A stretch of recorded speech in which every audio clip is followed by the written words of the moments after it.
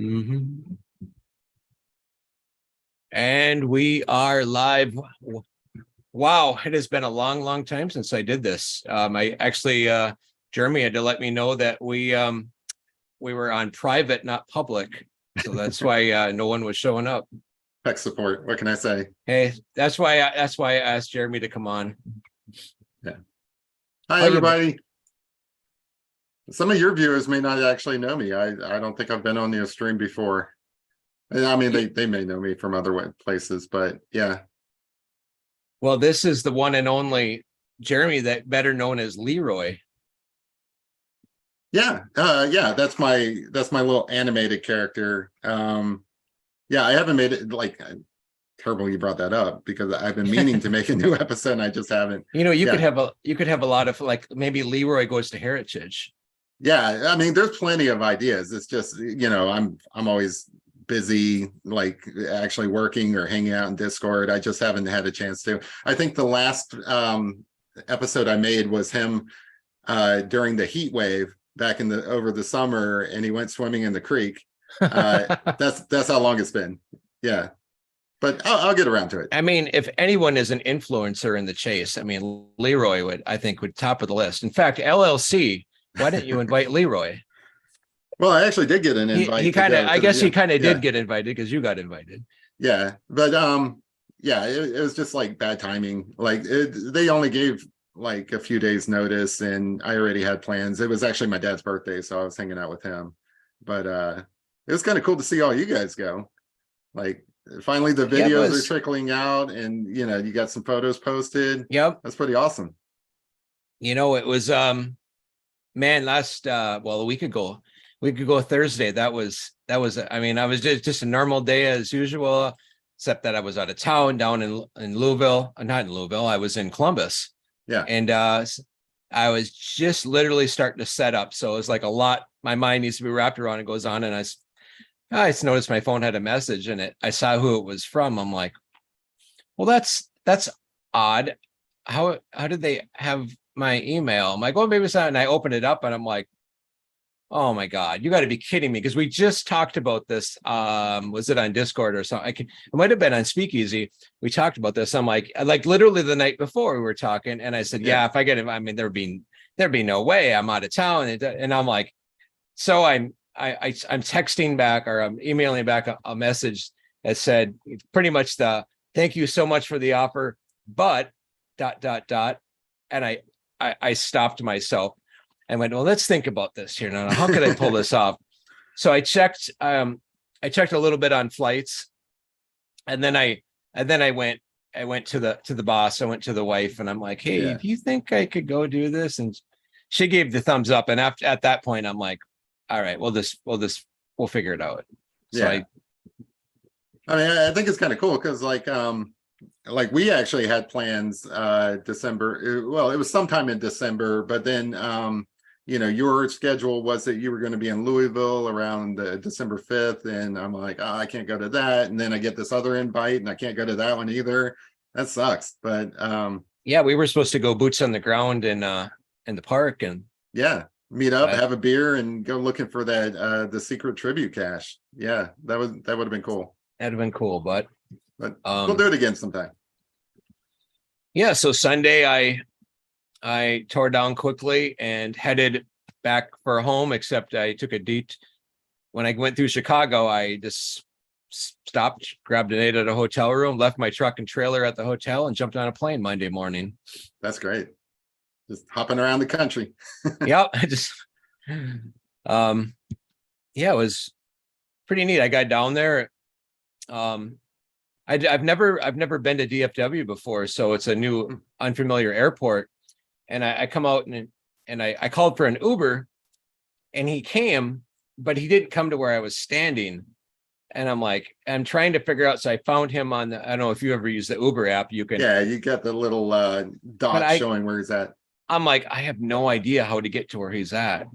And it's never happened before. And all of a sudden, like, enough time elapsed, like, your Uber canceled on me. I'm like, all right, screw this. Just give me and I found the yellow cab, just old-fashioned cab. Old-fashioned yellow cab with a guy that didn't hardly speak English in it. And I said, take me to Heritage Auction. And he didn't know. So I Googled it on my phone, showed him my phone. He punched in the address, and we get there and he drops me off at this massive building. Yeah, it looks Like pretty this big. building is like, I'm not exaggerating, Jeremy. It's 3 blocks long by 3 blocks long. Wow. I get out and I'm like, so then I'm looking at my phone, I'm like, well, where do I even go in? So I find it kind of looks like a door, but I'm like, this doesn't say Heritage on it. So I'm like, well, let me just, they probably know where Heritage. So I pop my nose in and the security guy there goes, no idea. Yeah. So you went directly from the airport to the auction house. Yep. I Oh. kind of timed it. I picked a flight that got me there. I landed at noon, this afternoon. Oh, okay. And by the time I grabbed a quick bite to eat, and next thing I know, and they were talking about, everyone's talking about meeting about 1:15. So I'm like, oh, I might as well just go straight there.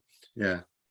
So I come out of I was kind of in a panic. I tried to call Sam and Nemo. They weren't answering their phone. So I in my own phone, put in Heritage, and I'm like, okay, I am not at the right spot. And I hit walk, and I'm like, oh, I'm only half a mile away. So I hiked down there, and hey, Hooli, Davio's in the house, David Crump, Hey. Mr. Sandell, JK, how you doing, guys? Hi, everybody. Treasure bloke. Did you know who was going beforehand, or were you surprised when you showed up and everybody was there? I knew everyone was coming except for Full Press. Oh, okay. And I'd never met, I guess his real name is Dan. I'd never met Well, Dan before. He was somebody's +1, right? So like he wasn't. He was like Rudy was talking. Rudy's. He was Rudy's +1, Okay, as far as I know. He was Rudy's +1. Because on K-Pro's show, like Rudy was talking about how they smuggled somebody in. I think that was him. No one ever. I mean, nothing was said. Didn't even know. I mean, like I didn't realize that wasn't a pre-planned thing. It sounds like Dan Full Press just showed up and met Rudy at I don't know if it was at a bar or wherever, and said, hey, can I be your +1? And Rudy's like, yeah, I'll get you in. And if you can, we don't know what's going to happen when we get in there, but nobody checked anything. And yeah. So all you watchers, I mean, you missed an opportunity. You could just showed up and like snuck in, like right. Bunch of people in the trunk of a car going to a drive-in theater. I mean, I went up to sign in and I took my driver's license out and I set it down, but the receptionist girls never even looked at it. But okay, that's cool. They probably didn't care. It was a small group, so like probably if there was like 100 people trying to get in, they might have been more concerned. But, yeah. But everything went really smooth. It was little weird, just kind of everybody showing up and learning like who I was the David came back, and I didn't know who David was, but he was the VP, I think is what his position there is. And yeah, I think so. He is the one, he was our point. And looking at the photos, all of these people show up in like the reflections and stuff. Was he the guy wearing like a lighter shirt? He was the one with the mask. Yeah, okay, and had a lanyard on and stuff. He looks like a VP. Yes. Yeah. Okay, that sounds right. And then with Brian, and then when we were still up front, Brian came out. Yeah. And he introduced himself, and he said, I could come with because he's with, is he not IT, but so he's the chief information officer for all of Heritage Auctions. So basically he is the head tech guy.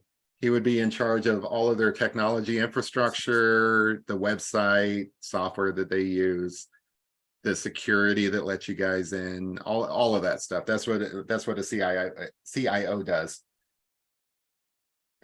So in my line of work, that would be my boss, the CIO. Okay. Yeah, and unless I grow my company and become a CIO myself, that's typically a software developer's boss. So Brian, as he goes by, what's his name on Discord? What do you pronounce that? Mistimus? Yeah, I don't know. We're gonna call it that. So 10 minutes before we went live, I mentioned, hey, last minute idea. Of course, this whole thing was a last minute idea. I'm like, do you want to come on live with us? But he just sent a message that he can't make it, but thanks for the invite. In a nutshell, because that way we talk about tonight is the bidding process. Well, he did post a lot of useful information in Discord, so like we could we can kind of go over some of that stuff for people who aren't familiar. Like I am not. And we could actually, if you want, we can use my account. We can share screen and we can just pull it up. Yeah, that's totally fine. I imagine there's a lot of people out there like me. I mean, I'm not a collector. I don't go buy coins. I don't buy $1 million paintings or any of that. So I have never even, well, I've heard of Heritage Auction, but only through the chase. And I had not even gone there until somebody mentioned that, you know, the treasure might be coming up. And then I'm there like every day hitting refresh on the site, trying to find some information. But I had never been there before. So this is all new to me. So I'm right there with everybody else. Like I've learned so much in this last month about the whole process. The only thing I've ever, you know, was eBay was my experience with bidding. And then when Tony Henman came out, you know, I followed that, and that was relatively easy and simple. Yeah, I followed it. I didn't bid on anything. I would have liked that Sitting Bull peace pipe. Well, Sitting Bull peace pipe. I'm not sure if that's authentic. I bought this scraper. Oh, nice. And I got it for like nothing because nobody bid against me. Yeah. And I didn't really want it. I just wanted something from his collection. No, that's cool though. But it came I thought it's got an F on it somewhere, and it's really little. Anyways, but what was kind of like, I bought an arrowhead that was it wasn't from the Fenn collection, but it was just a cool arrowhead. Yeah. And I'm like, this is neat. I'm going to buy this. So I bought it, and that one come with a certificate of authenticity and all professional and everything. This is how this came. Nothing with it. No. In a box. Did they bubble wrap it at least? I mean, it was bubble wrap, but there was no paperwork or anything with it. And I was going to follow up like, hey guys, can I get this is from the Fenn collection? And I didn't. I'm like, whatever. It's going to be a paperweight. No, I mean, it's a nice paperweight though. Like as far as paperweights go, that is a choice paperweight. That is a choice. No paper is going to blow away with that on it. Cooley says, what are you going to scrape? I might have to watch a YouTube video just so I can figure out how to use it. Package Jack wants to know what Leroy's bidding on. Leroy's still trying to find an antique lawnmower at Heritage Auctions. He's not buying those coins. Yeah, but I mean, you know, like I have no experience with any of this stuff. I didn't bid on anything at Hinman, and you know, everybody just wants like a souvenir and stuff. And I think it's kind of cool that some of the people bought, you know, little small things from that auction, like pottery shards, things of that nature. Because I live so close to Cincinnati, I did volunteer to go and pick up some items for people, but then they ended up shipping them anyway, so I didn't even have to do that. Okay. But I was in Cincinnati that day. It's just I didn't make an appearance or anything, but yeah, it's pretty cool. And then that one lady bought a bunch of pottery shards, and she's got them packaged up and is offering those them are on Etsy. So those are nice little keepsakes, and they're affordable. Yeah, mine is, I think it's upstairs, but I'm like, all right, someone, you know, put that much time into it.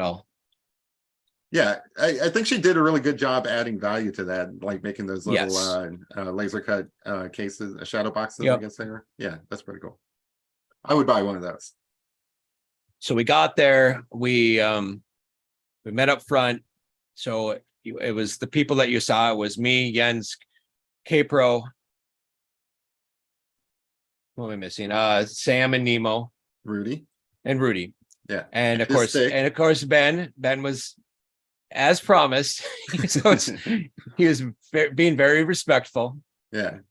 Outside, I actually saw him, and I'm like, Ben, did you see Die Hard 3 when he had to wear that sign downtown? Oh, right. Yeah. In Harlem. Yeah, in Harlem. I said we should have got you a sign like that said I hate the LLC or something. And you could have protest back and forth. Yeah. It's kind of funny. I was hoping that you guys would do like some live streams. I don't know if like the connection just wasn't there, or you guys I Didn't can't. K-Pro would have been the only one. You got to have to my understanding, you to do it from your phone, you need 1,000 Oh, really? Okay, well, subscribers. that's unfortunate. I know. But I mentioned that to somebody, asked me that before I went. So then there was like this big campaign, get Copper Dad 1,000 subscribers. I'm like, oh, you pick up 400 people in about a day. So, yeah, but no, we'll get you there.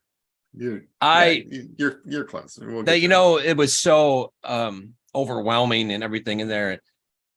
I took lots of pictures, but when I'm done, I'm like, I wish I would have if I had another crack at it, I would have done more of a quick 2-minute live video and going over and Yeah, a little more kind of like K-Pro did, but even a little more narrated right there. But it was I mean, like, to be fair, if I walked in there, I would not have remembered to do anything at all. Like, I know that you guys were there as influencers. Presumably, you guys were asked to come in so that you could talk about the auction and get people, the information that they need to go in and bid. That's all things that influencers do. But if I had showed up, I would have been just a complete fanboy. I would have been, like, there was that one picture that you put out there where you're trying to eat the chest. I would have been licking the glass. Just, I mean, there is actually a picture of me. Did I post it? I know Jens filmed me doing it, and I'm down there, and I'm kind of like, they're talking about licking the glass. I'm like, I'm right up, doing that. I'm like, Jens like, hold the down, and he got himself set up, so I had to sit there like this. I'm like, you got the shot yet? I'm like, I look like an idiot. They probably had to Windex that case when you guys were all done, just with all your fingerprints and nose prints on it, just trying to get in close. But I know, like I got to watch Chrissy's video, Mike and Chrissy's video from last night, and they were talking. I felt that I make it onto it, but the one thing, and they're all right, that dragon bracelet is absolutely freaking unbelievably awesome. It looks stunning in the pictures. In fact, your guys' pictures make it look a lot cooler than the actual promo pictures that I guess the Heritage Auctions took. The ones that you guys have of it in the display case, it just looks more alive. David Crump makes the joke all the time that it just looks like a happy dragon, and it really does. It's just always smiling. It's like just a happy little dragon. I wonder if the LLC would possibly let me rent it for my wife to wear it and take her out to dinner or something. I think that would be. I mean, I don't know. Like, you can. Who would you even ask? I have a jeweler friend she made Francis's our was it 20? Yeah, because we'd have 25th. So for 20 year, I had a really nice ring, and she designed it and made it. But before that, she let me borrow, like, it was like a $10,000 necklace. I took Frances to New York as a surprise, took her to a Broadway play and all this. And I got her dress, got her makeup, got it all done up, but I borrowed this and I gave it to her. She was like freaking out. I'm like, this is borrowed, dear. You have to give it back when we're done. Anyways, this would be something. Yeah. Well, I mean, LLC guys, you're trying to make some money off of this. Maybe there's an idea for you. After the auction ends, you can just rent out the chest, rent out the bracelet, Can I borrow the chest for a treasure hunt? I promise my treasure hunts only last about 2 to 3 days. So yeah, it'd be good money. I'd pay money just to touch it. Like, I mean, that was what we were supposed to do, right? That's what Forrest Finn said. Touch these things, That was, I wondered if it was just the chest and the dragon bracelet and the rest of the stuff we were going to be able to maybe handle. But I mean, you got to think about their point of view on it, how easy it'd be for somebody to, slip a piece in their, not that any of us would do that, but they don't know us. So I think they just, you buy a new car, you buy it because it's new and it's never been handled. Exactly. All that stuff. I mean, somebody's got their grimy little COVID hands all over like those gold pieces. You don't really, I mean, that's not cool. Especially like me, if I had showed up and they let me hold that treasure chest, there'd be drool all over it. Like, I know it would all be patinaed from the drool and acid, and you got on it. Yeah, especially with that jar. I mean, that jar has Forrest DNA in it. It'd be mixed with my DNA because, like, I would just it's drool all over it. It would be a mess. Yeah. Anyway, I get it. Like, It would be kind of cool, like, you know, somebody still owns that chest. We don't know what they're going to do with it. Like in my fantasy mind, I think it would be really cool if it does end up somewhere where people can go and visit it and maybe even touch it. Like I brought up that have you ever been to Hoover Dam when you go out to Vegas? I haven't. It's Oh, okay. The next time my wife and I go out, we're gonna get a car and go. Okay, so they got these two statues there. They're gigantic and they're like angels and with the big wings and everything. And like I've been out to Vegas a couple of times, and the first time I went out there, it was with a guy who kind of knew his way around and stuff. And he's like, "Oh, go over there and rub their feet." And I'm like, "Rub their feet? Why?" And apparently it's the big thing. Like when you're a tourist in town and you go to Hoover Dam, well, you're supposed to go to Hoover Dam first so that you can rub the feet of these angels to give you good luck. Okay. So when you go to Vegas, you do better at the tables and stuff. But if you look at them, has that been my problem with Vegas? All right, next time I'm going to go rub the feet. Well, it didn't really help me, so I don't know. It's just superstition. But if you look at the feet now, they're all like polished and stuff. I would like to see the top of that treasure chest completely polished from all the searchers having that would be the opportunity to touch it. That would be great. But probably not going to happen. It's just wishful thinking. That so I'm just kind of telling the story as we go. So we all meet up, and Jens did a little bit of filming. We all had to give our consent. That was cool. And then first of all, just to walk into the front doors of the place, you like pull on them and like, but don't open it. And all of a sudden click, and the girls see that you're not a terrorist, let you in. And then you're in there, and he got everyone together, and David took his key, led us into another, basically it was a hallway. Yeah. And the next door doesn't open until that door shuts. And then when that door shuts, then you get through door number 2. And then as soon as you walked in, they had it to the right, just right there. Yeah. I mean, that's great. Like, I mean, that's like airlock kind of like security. But I mean, they've got $1 million items in there. Like they've got easily millions, What we asked them, what is the most, I think Nemo asked them, what is the most expensive item you've ever sold? And it was, I think this was recently. Now, what was it? It was some papers. Oh, shoot. It was something for I don't know if it was a peace treaty. It was some kind of treaty, something, and it sold for $104 million. Wow. See, that's and all the money was going to help Ukraine, I believe. Oh, okay. So cool. that's what it was all about. I'm like $104 million. That is I mean that's outside of my pay range. Just a little bit. Yeah.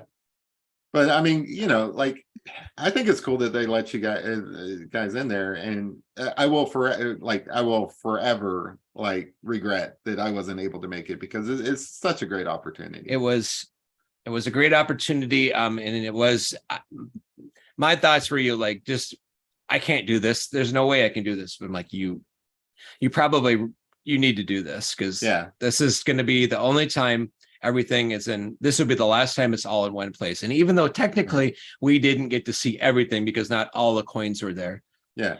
But what was impressive was what was there was, just like, it was so like when we all saw the first pictures of the treasure opener, it was kind of underwhelming.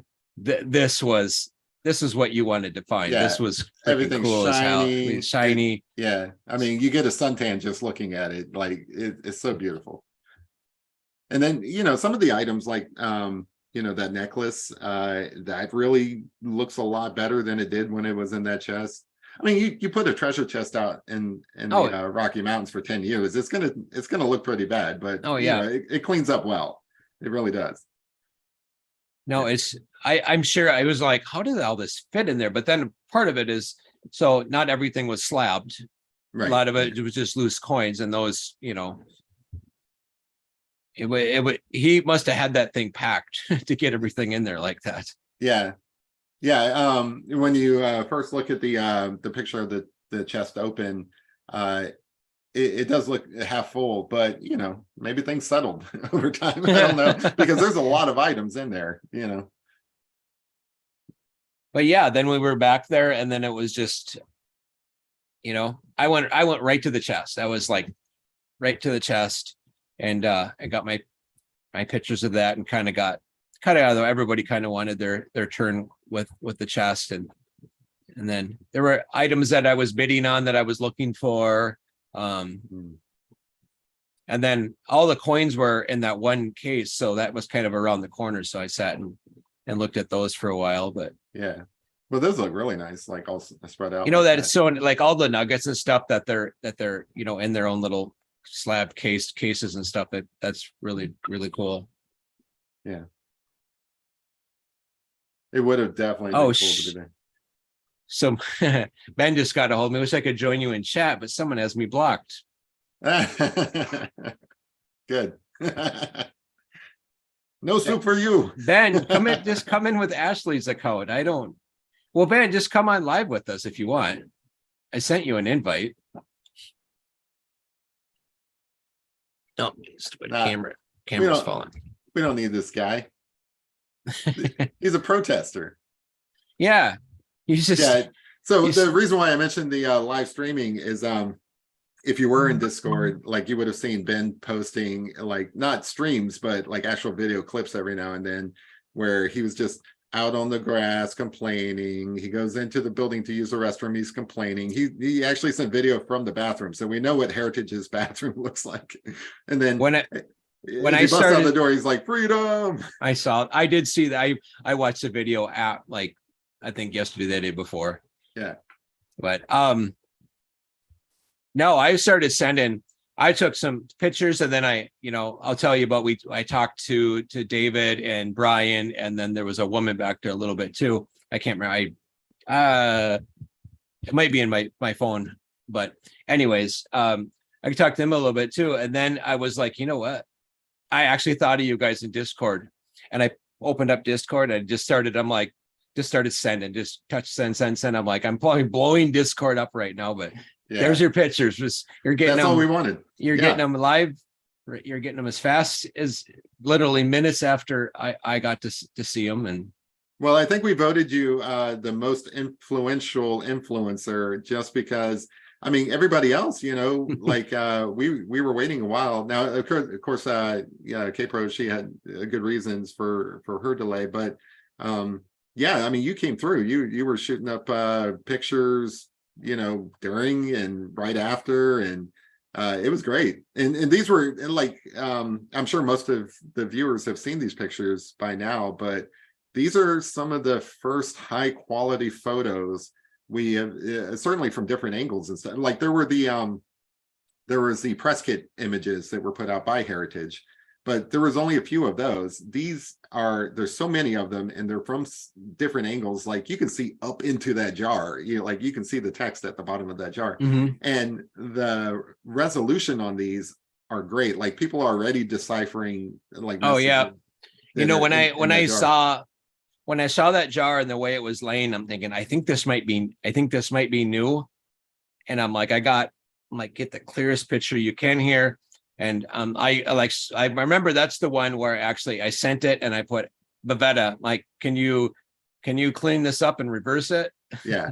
because the way it was rolled, it was backwards. But well, I mean, so in one of Jack's emails, he wrote to Forrest, like the actual one where he told Forrest Fenn that he discovered the chest. He actually mentions the jar, and he mentions that there were 3 words in that jar that he could see through the glass. And he mentioned Donna, Skippy, and Creighton. And we had previously been able to see, I think, Creighton and I think Skippy, but for the first time ever, we actually see Donna now, which confirms that email, which is really cool. I mean, just the information we've gotten in the last week is, like, sad to say, more information than we've gotten in 2 years, but it is what it is. I'm glad that we could, could bring it. Yeah, it's cool. I will say the word influencer is, nobody likes that word. I know, even I don't, even none of the influencers, we don't like that. We didn't want to, be considered any different than anybody else, but we were chosen. We went there, and I tried to represent well and get as much information back to you commoners. Yeah, the plebs. That's why I would have loved to go, because I have no problem. I don't. It's not going to bother me if people think bad of me or whatever. I am straight up shilling for this auction because it's so awesome. There's nothing bad about this auction. Like people may be upset that they didn't find the treasure chest. They may be upset that like they may have thoughts about who is behind the auction, and they may not like those people or whatever. But look, you spent 10 years looking for this treasure. You want it to have meaning. You want it to have value. And they're literally putting a value on it right now. So like I'm looking at the numbers, and I think they're pretty good going into the live portion of the auction, but I want them to be higher. And the reason why I want them to be higher is because I believe in the force and treasure hunt. Yep. And I wanted to bring, like, this is like, if I would have found this and sold it, this is roughly how much I would have got for Vertigo just posted. It's just about ready to pass 500K. It's at 499, 978. Oh, yes, that was my Jeremy, call today. Remember?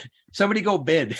I know, like literally anything. $100,000 just to put it over the edge. You don't even need $1,000. You need like $22. I love it. Yeah, I have no problem with the term influencers, because I want to influence you to spend that extra grand to put this over 500,000, because that was my goal for the day. I wanted it to be that high. And I'm not getting paid by anybody. I'm not part of the LLC. I just believe in the treasure hunt. So and I want it to matter. I did get a bit of information on the bidding, on the live bidding, that probably doesn't show. It's not reflected in that 500,000 right now. Yeah. And that's where you can go punch in, rather than to keep bidding above the person if you're bidding against multiple people or whatever.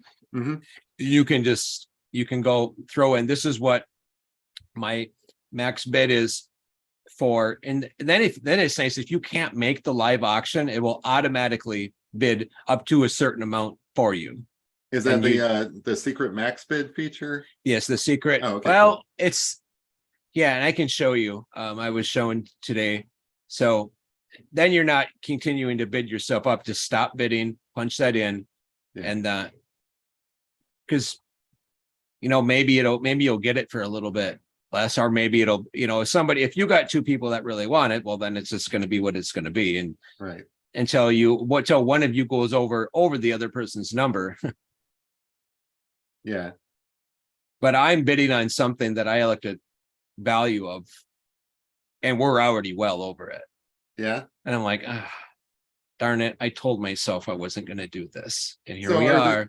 Are there any recognizable items in there that you're willing to say that you're interested in, or are you keeping that close to your chest because you don't want people to? Well, and I'm kind of keeping it close to my chest for now. I mean, whether I win or not, I will spill it when after Monday, but I just don't want, there are people in this chase, and I pointed one out to you the other day that it's, I don't know why they're doing it, but they're right. And I have a feeling, the gold dust, the certain things, and that, it's already way over, or the caper's way overvalued already. And yeah, the gold dust, last I checked, and that was this morning, it may have gone up since then, but it's been pretty consistently that way. It's kind of stalled at that price. I think it was $410 for 3 grams of gold. And if you go and look up the gold value, that's like more than double the actual value, like significantly, like more than double. And it's crazy because it reached that within, several days. And the only thing I can think of is maybe if somebody wants to lock those in because they want to get them, maybe, for the aftermarket, or, it's prizes in future treasure hunts, or I just wanted, I wanted to buy one. Oh, 501. All right. Thank you, Miss. I wanted to buy one. I called two. Real quick, let me. This morning, I said we're going to reach 500,000 either today or early tomorrow, and we did it. Yay! Sweet.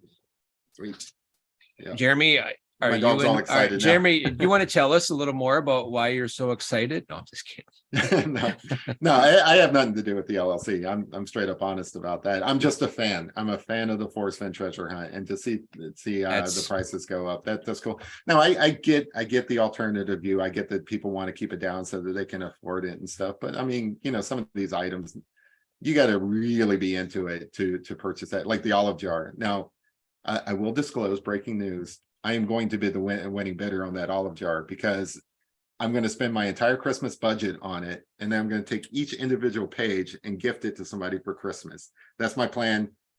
I'm just kidding. It's not going to happen. Jeremy, exactly. What kind of budget do you have for Christmas? And how do I get on your list? I can't afford that. No, I'm in the small coin market myself. Yeah, me too. That's my budget. I no matter what, I want to come away. I want to come away with something that's in a slab, because it says Forrest Fenn da da da da da on it. I don't really care what's in it. Like, it doesn't have to be a double eagle or anything. Just something small, whether it's some nuggets, gold dust. But I am going to actively, I don't care which one, at some point that is on the list. But then there's one other thing. And other than that, I've got plenty of other stuff for keepsakes and stuff. So I'm good. Yeah. I've got all the memories I have of, like, actually treasure hunting. Are you coughing up a hairball? You're a dog. You don't over there, like, anyway. So we got a new sorry, I don't mean to. We when I was gone, when I was down, in fact, was it before I was in Dallas? My wife said, so we've had a stray cat roaming around the summer, and he's a beast. He is monster. So my kids named him Thor, and I've been meaning to tell Christy that. So yeah. Christy, I'm reminding you. Anyways, he is now living comfortably in our studio, in our shop. Oh, good. And yeah. Today was the first night I actually got him to come up to me. He's a big 25-pound Frady cat. Oh, I love animals. They're great. But it's like, 0 out, and it's like 30 now, but it was 0 out. And man, that's breaks my heart when you see cats outside. Yeah. Holy cow. Bavetta said it's up to 514 now. Your telethon is pumping up the numbers. Wait a minute. How did it jump up by 13,000? I don't know. Bavetta just said it's up to 514, 678. If it gets up to 525 while we're broadcasting, I will get up and do like a little dance or something to embarrass myself. You heard it. Yeah. That's the kind of shill I am. I am willing to embarrass myself. I would embarrass myself anyway. Me too. Anything for attention. Yeah, exactly. So I got to, I think I don't know if everyone's heard this story. So everyone was kind of around the cases, and I just kind of stepped back and I looked at the three people that worked for Heritage, Brian and David. And I said, looked at my watch and I go, 6 more days and you never have to hear from one of us nutcases ever again. And they just busted out laughing and totally kind of like broke the ice, just kind of made things more fun. And so then I'm like, can I ask you guys some questions? They're like, sure, what do you got? I'm like, so I did ask them, like, so how does the live auction going to work? Is that like, if I can't make it, can I just throw in a high bid? And like, absolutely. Other than that, it's going to work like real similar to all other live auctions. And I said, is it going to be really, really fast? And they said, we're going to slow it down a little bit.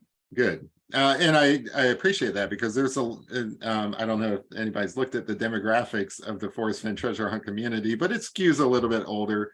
And, some of us are more tech savvy than others, but most of us aren't that tech savvy. So, and you're not going to get a lot of practice with this and stuff. In fact, if you wanted to practice, if you can find some cheap items, I know Nemo just bought some coins off of Heritage. We had a little fun with those coins at the sake of Ben Napple. Oh, really? What did you guys do to Ben? So right after we went to when we got done, we went to right across the street. We found a bar, went to happy hour, and Ben showed up. But before Ben showed up, Nemo pulled out a couple coins he got, and they're slabbed. They looked Oh, just I saw the like, picture of this. Yeah. so K-Pro took one, and first of all, the picture, I think if you're on Facebook, you saw the picture I took of her, and she's got the Yeah. going on, and I put it on there. I'm like, we all got coins, and Yeah. so when Ben got for those there, of you living under a rock, there were some people who got some gifts from the LLC. Rudy, Cynthia, and Dale all got like a token of appreciation type gift. So I think that's the joke that she was trying to make. Yep. Like, yeah. Yep. And we got one of the 9 coins, even though Yeah, there's no, 9 we of them, didn't. by the way, Yes. which is funny. No, we didn't. But when Ben came, because we were already there, and Ben came like maybe 15, 20 minutes into it. And we're like, K-Pro's just, did it. It was like, you couldn't believe it. We all got coins that went in, just to kind of, just to give him a little bit of a poke for not coming in. And he looked like he's like, yeah, whatever. But he come back. He told us later, he's like, man, I had to go he went into the bathroom. He comes in the bathroom going like, you idiot, Napple, you idiot. You could have had a coin. And then he comes out, and we're like, we're just messing with you. We let him go with it for a while, and then we're just messing with you. He didn't get coin. If you were looking at the coins, as they went up on the auction site, and looking at some of the ones that actually didn't make it into the auction, like that story's out there where there were several that were identified that weren't in the auction. They all have a very similar backing. So like it has the NGC seal on it and stuff. The coin that K-Pro was showing did not. So it's easily right. I mean, it was disproven. Yeah, but it's a funny joke. I thought it was fine. So I did get to ask. I'm like, so one of my questions was, I said, so the 5 counterfeit coins, and before I could ask my question, he goes, the look on his face was like, he goes, you know about those? Yeah. And I just smiled. I'm like, you would be. So I said, we know everything. We know more than anybody wants us to know. And for those who don't know that story, I'm sure everybody, all of your viewers, they already know all these different. I mean, stories. Everyone in here. Look who's in here. Have the people in here are from Discord. Yeah, exactly. So this has been talked about a lot on Discord. Anyways, for someone that might want to watch this a year down the road or something, there were 5 counterfeit coins that were found when the grading was done, and they were not slabbed. And Heritage has I don't know if it's legal or policy that this is, they will not, no matter what, they're not going to sell counterfeit coins, even though in this case they could have slabbed them, put counterfeit on them, and we would have probably paid even more for them. Yeah, absolutely. In fact, if there was an item that I would want the most, it's one of those counterfeit coins. In fact, LLC people, you already have my email address somehow. I didn't give it to you. If you want to send me an email, ask me for my address to send me a counterfeit coin. I mean, my mailbox is open. I'm game. Yeah, I don't mind counterfeit. No, I think that's actually better, because that kind of fits the story of Forrest Fenn. Forrest Fenn was unapologetically like, a hype man of his own for these counterfeit paintings. And, to his point, if you don't know the difference, doesn't make a difference. Yeah. So when he started to explain it, I kind of like, K-Pro, she was on her mind, come here, and Sam, I want to get as many ears on this, because I was a little confused by what he was saying. But then finally we just asked the question, are they real gold? And it does sound like they might not be 0.999, but they are, for the most part, actual gold. It's the stamp that's fake. And he said they were, a couple of them for sure they raised a red flag because they are highly counterfeited, but they said that they were very, very well counterfeited. Yeah, and you might have mentioned, but who were you talking to about that? So we were talking to David, and okay, cool. We were talking to the woman, which I'm gonna, if you want to chat for a sec, I'll look it up. Yeah, I mean, I have no problem filling the air. So anyway, guys, look, we've got a quota here. Like I think they said it was like 514. We need bigger numbers. We need it to be 525 before tomorrow morning. I don't know why. It's just, I enjoy the numbers, and 525 is like perfect. If we can get it to 525, we can get it to 1 million on Monday, which is where I'm hoping, because like that's what the Forrest Fenn treasure hunt was. It was the $1 million treasure chest. It could be 1,000,001. I don't care. It's just it has to be 1 million at least, so that when I go to the bar and somebody asks me, well, what was that worth? I want to say it was worth $1 million. That's my goal. That's my sole goal. That's why I'm hyping it up. Oh, Ben sticking with the original prediction of 687,305. Nah. Oh, that's a joke number. That's the PO box for ha ha ha, and the 305 is a flight number for DB Cooper. That's where he's getting that number. Oh, okay. 687, All whatever it right, was, all yeah. right, all right. Yeah. So names. David Mayfield is the vice president, so he Yeah. was the head dude. Aaron, I'm gonna butcher this. Pat's Switch, Patzewitsch, and Brian didn't get the last name, but Yeah, I mean, you can Brian look is him up. Brian is one of us. I just happened to be on Discord yesterday when Brian just happened to come on, and I just happened to have it pulled up, not on the I had it on the Discord on the auction site. I was looking at something.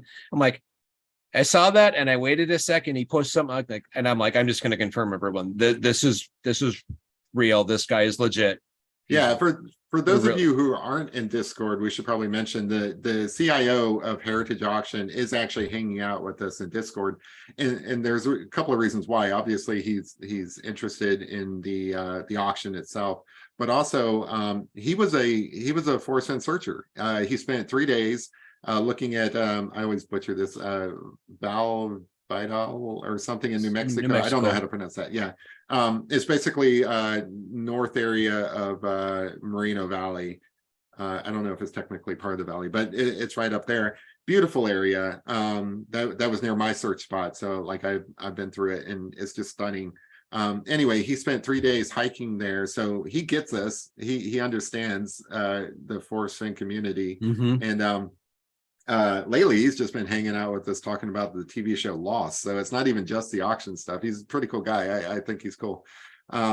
So when K-Pro introduced us, when he introduced himself, K-Pro was like, oh, and he goes, I know who you are, and then I don't know if he knew who Rudy was, but she gets so this is where the joke starts. So she gets to me and she goes, and this is Dan. He goes by Copper. And he goes, hey, I know Copper Dan. I'm like, and she's like, see you. So anyways, then I asked the question, I'm like, so did you get to meet Jack? And he's like, I did. I'm like, yes, I still hold my title. And so then I got crap for that, but yeah.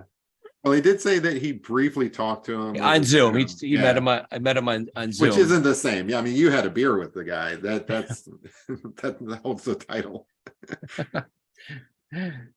Yeah, but no, I mean it's pretty cool. Like he said that he was searching in 2018, so that would have been the time that everybody was YouTubing and stuff like that. He would know all of you guys. He'd So probably know Leroy. I don't know. Golden Key asks who all got coins.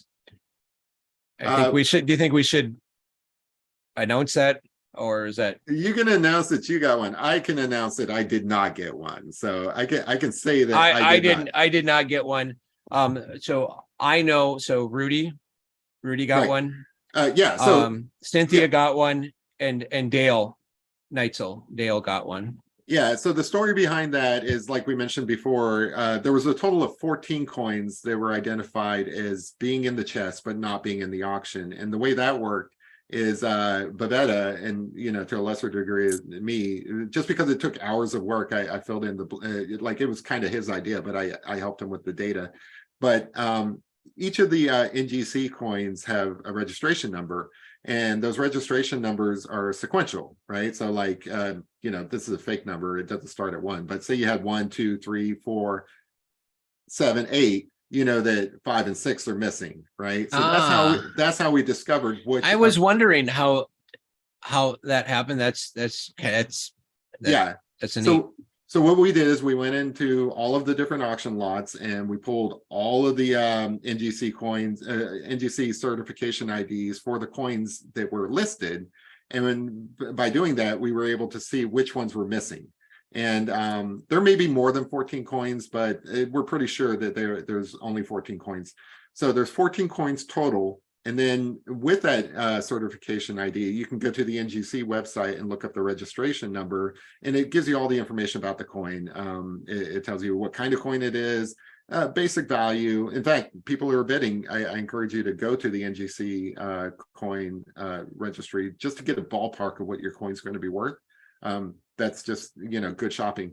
But anyway, with those coins, you find out all this information. Well, also it tells you, like defects. So some of them had been cleaned. Obviously, Jack talked about cleaning the coins, and you really shouldn't clean coins. If you find the next time you find a treasure chest in the Rocky Mountains, do not take it back to the hotel room and clean it. That's just not a good idea, because that actually takes off the value. So when NGC is grading these things, they look at things like that, and they actually put a little label on there that says it's been cleaned.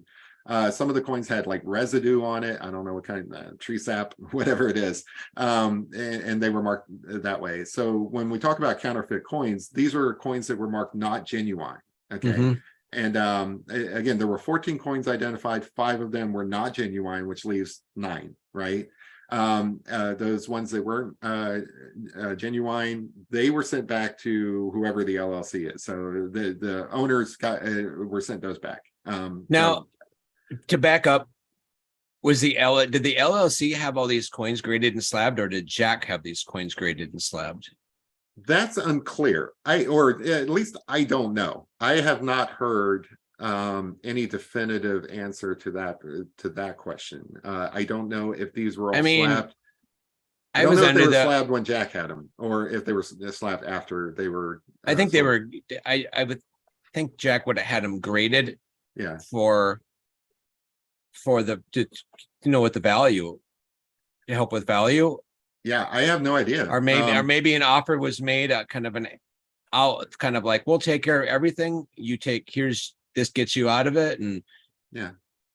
Well, they haven't been talking much lately, but every now and then the LLC people do pop up and answer questions like that. Maybe they're watching right now, and maybe they can answer. But yeah, I don't think that's been answered. I haven't seen it anywhere. So I would put a question mark on that one. But back to the coins, there were 14 of them, 5 bad, 9 good. And then it becomes a question of, well, who has these 9, right? So we know that Cynthia got one because she put the video out there and she shows her coin, right? Well, there's a registration or a certificate ID number on that, and you can go and look that up, and you can see which of these 9 coins is hers, right? Well, then a few days later, Rudy puts out a video, and he's got a coin, and again, it shows the photo, and it says there's a certification ID on it. So now we know which coin is Rudy's. Well, that's 2 of them so far. So then Cynthia at one point came into Discord, and she said that Dale had one. Well, nobody's heard from Dale in quite a while. Like he's not an active person anymore. But I remember talking to him a lot, and we always got along and stuff. So I'm like, well, Cynthia says Dale's got one. Let's at least try to confirm that. So I reached out to him, and he did confirm it, and he sent me a photo and stuff. And so one of them is his. I guess you could have just asked me. Yeah, could have just asked. So, well, let me ask you this: who has the other 6? That I don't know. I knew, I've got enough of a relationship with Dale where I don't know if he really honestly follows us that much anymore. So I reached out to him, and I just said, hey, did you know the chest sold and there's an auction? And I've heard some people have gotten the coins. Are you comfortable sharing? And he sent me a picture of it.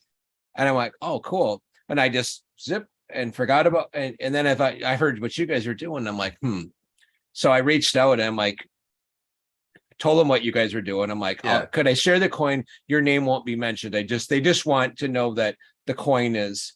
And that's when I sent it to you and said you can. Of course, I made myself look really suspect when I did this. But by the way, it's a treat for me to be talking to a real member of the LLC. I mean, it's just really exciting for me. So thank you for having me on, so that I can talk to you guys. Thank you for the compliment, by the way. But it's well, it's a compliment or a curse. I mean, I don't know. Yeah, not everybody likes the LLC, so like I don't know.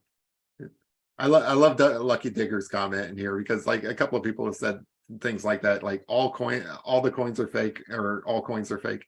I love that, because these things are being sold at the auction right now. They've been graded by NGC. I mean, if they were fake, it would have been exposed by now. So it's interesting to me, because some of the some of the conspiracy theories in this chase, they're not proven wrong necessarily. I mean, that one is. I mean, obviously the coins are real, they're being auctioned off, and somebody would have caught that they were fake.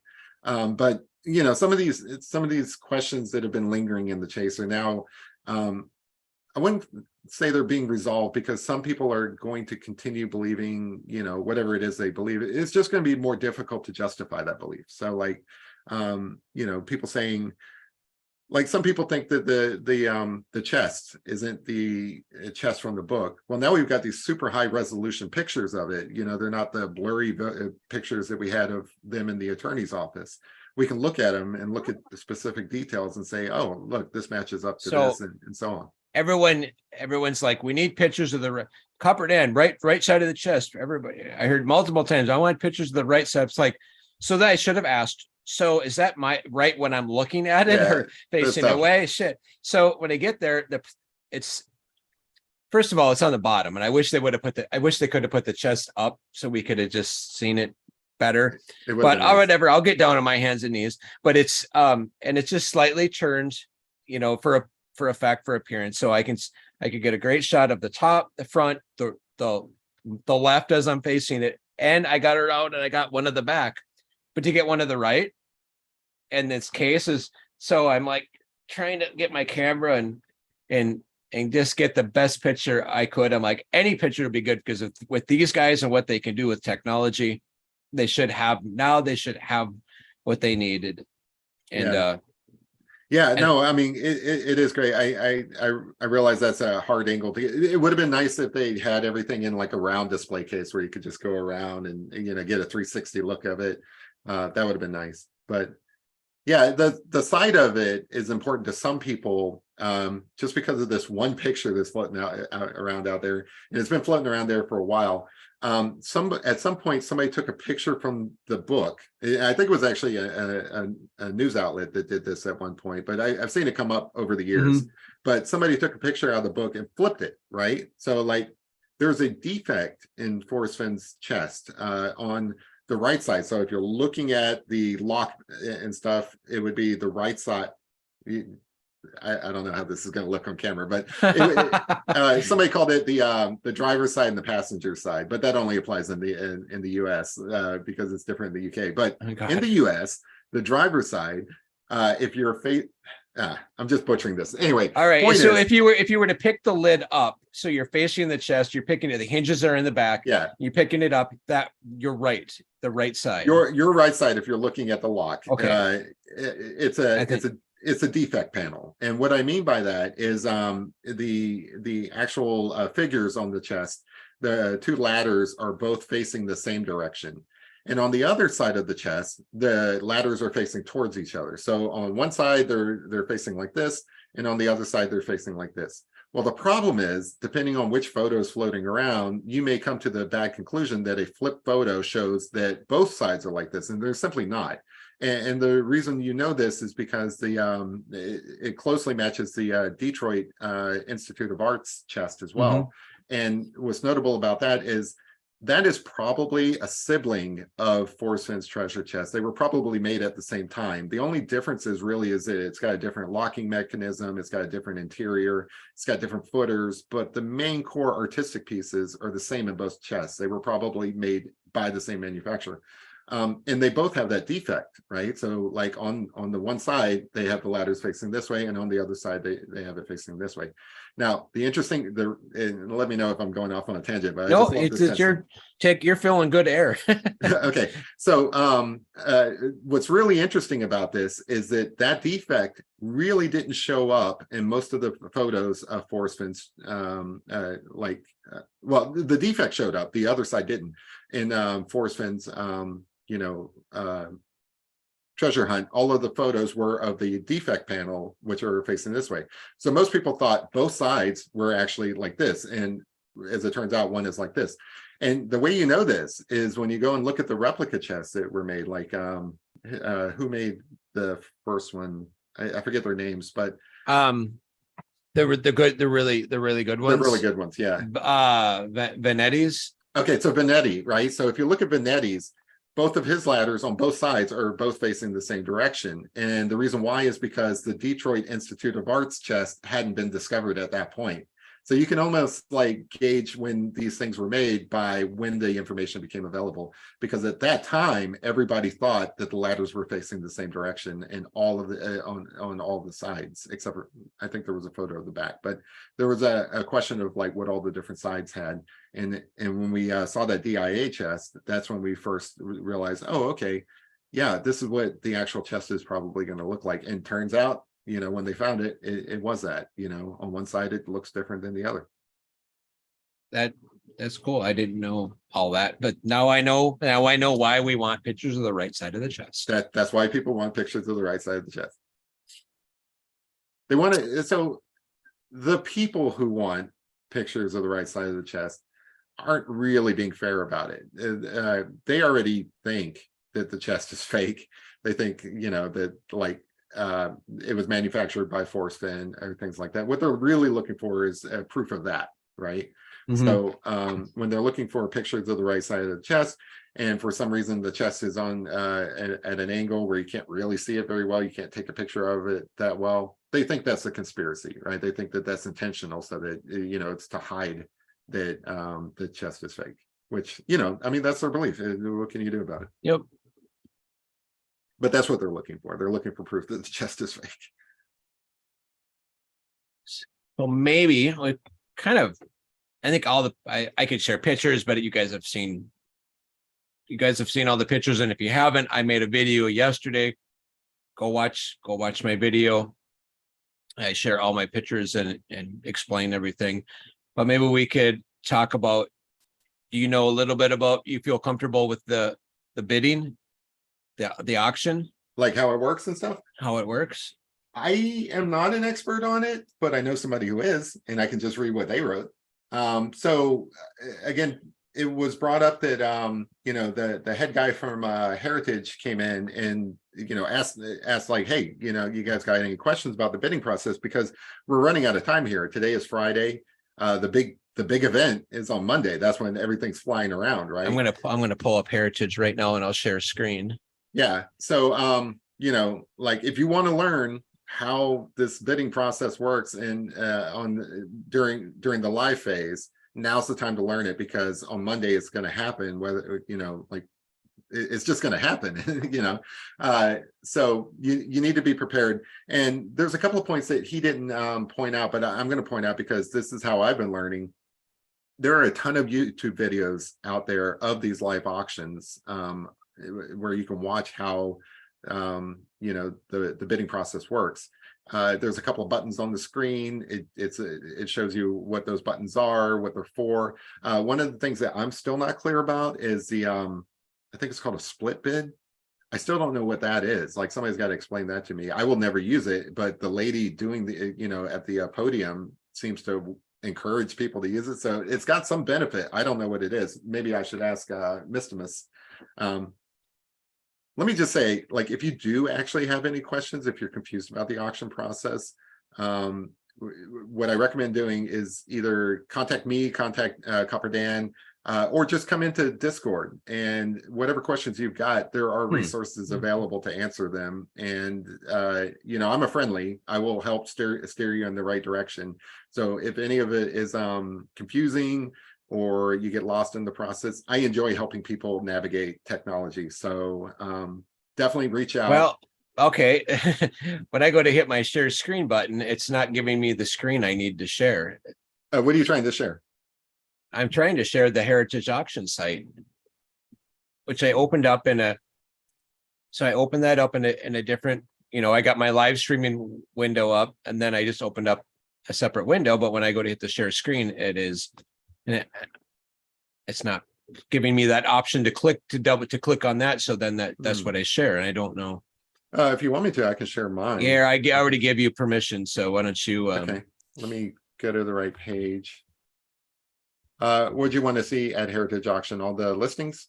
Well, why don't you just Let me just share this one if I can find it again. why don't you just open up Heritage so we can just walk through it for anybody that might not even know. We just show them what the main screen looks like. All right. All right. So when you go to Heritage, oh, you're already in. Okay, this is what I wanted to show them. Okay. So, and under the enter keyword, yeah, you would just start typing in forest. Forest Fin, or you could just search Fin. You know, you can see Yep. I've been searching. Click on those. Yeah, one of them will pop up. Move this little thing out of the way. So you get here, you'll see a bunch of items. There's a cut. Yeah, go ahead. No, I was just going to say on there, there's a sort by price. Yeah. If you click that drop down arrow, there's different ways you can search your items. So if you want to look at the least expensive, most popular, least popular, there's different ways you can look at this. Yeah. Because there's 476 items to go through. Right. There's a lot. There's a lot. Some of these I think are kind of useless, like the lot number. You're probably not going to know the lot number, the item title, maybe if you're looking for something specific. But every morning I log in just to see what the lowest items are, the highest items. And then I click the popular just to get to, you know, the olive jar, which is what everybody cares about. Yep. And maybe the scissors. Now, how do you, I notice you always every morning in Discord, you put what the total of the auction is. So could you share? Yeah. So I use, so if you click on any of the items, once you get to that screen, up will pop up these like little breadcrumbs. Now it's going to look a little bit different on mobile, but all of the same features are there. They're just condensed and collapsed and things like that. So it's going to be slightly different on mobile. In fact, if you want to see what it looks like on mobile, let's see. Yeah, so it's going to look something like this. It's going to look a little bit different. But you're still going to have these breadcrumbs up here. So on mobile, it's going to be this auction 63197. But then on desktop, it'll have the full title. But anyway, I click on that because I like going to that. And from that, I go to, I've got two little options here, browse all items, which will get you back to that screen that just lists out all the different options with the sort by. But this is the one I usually go to because it's the one that's fascinating to me. So if you click that one. The bid activity right up here, the total current bids. Yeah, so these are all the bids that are going on. But this is what I look at. I look at this number, which I think is amazing because that has jumped up. And you can go down here and see, oh, somebody's bidding on that pennant. That necklace with the here, we'll just open it up. Open that up once. Yeah, so people are bidding on this thing, which I don't blame them. That's at 21,000. 21,000. Wow. You know, this picture does not, I mean, it's cool. It's not to see it in that case. It's big. Yeah. I encourage people to check out the photos. I think Kpro posted some pictures out there. If you're interested, I can go and find them, but she's got pictures of some of the various features zoomed in. They're really nice as well. But yeah, I guess this has jumped up in price. I haven't been tracking this item myself. I'm totally all about that jar and those scissors because those are the fun ones, right? I haven't been keeping track of what this has been going for, but you can come in here and look at the recent bid activity and see, you know, it's definitely been a lot of activity on that necklace. So go back to like the main screen. I'll show you something that I learned today, and just pull up a coin or an item or something. Okay. So again, you type in Fin, well, not Fiend.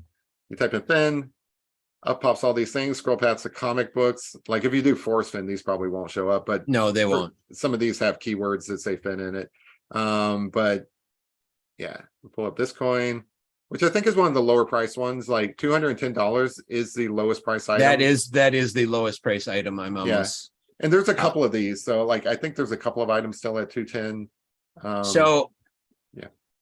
So to bid, you would click on the blue thing called place bid.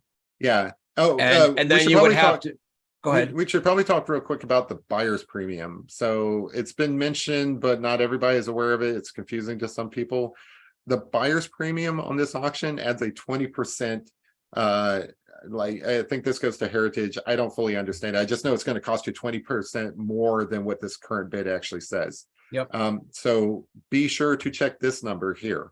That is what you're going to pay plus sales tax, plus Sales tax, shipping. things like that. Yeah. But I mean, 20%, that's a substantial jump. So if you go in here thinking it's only going to cost you $210, be sure to look at this, because that's what it's actually going to cost. And that, especially when you start talking like a $17,000 olive jar, suddenly becomes, so that's 1,700 times 2, like $3,500 extra.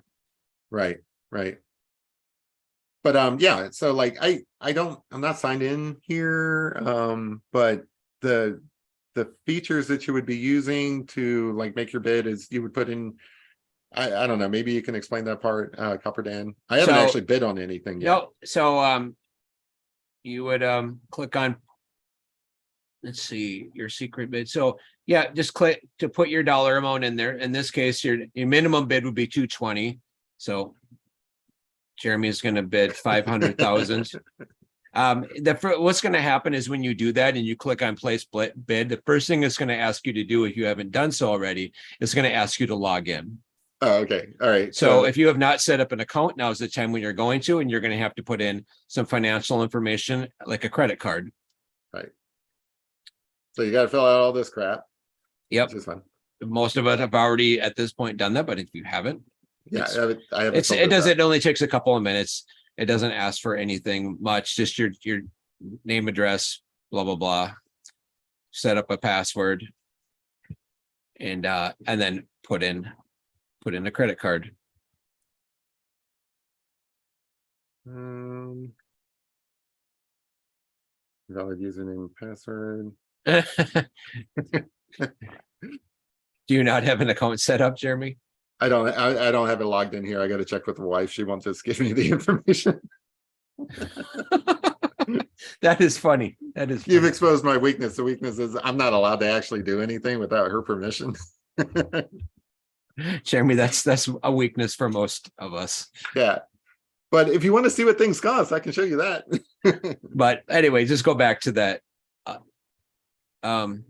So what somebody taught me today, I'll let you get back to let's go back to that coin. I do know that my username should be Jeremy was here, but she logs me in and stuff like that. I don't even know what my account information is for Amazon. That's pretty sad, right? All right. What did you want me to show you? Yeah, no, just pull up an item, pull up that coin or whatever again. Okay. All right.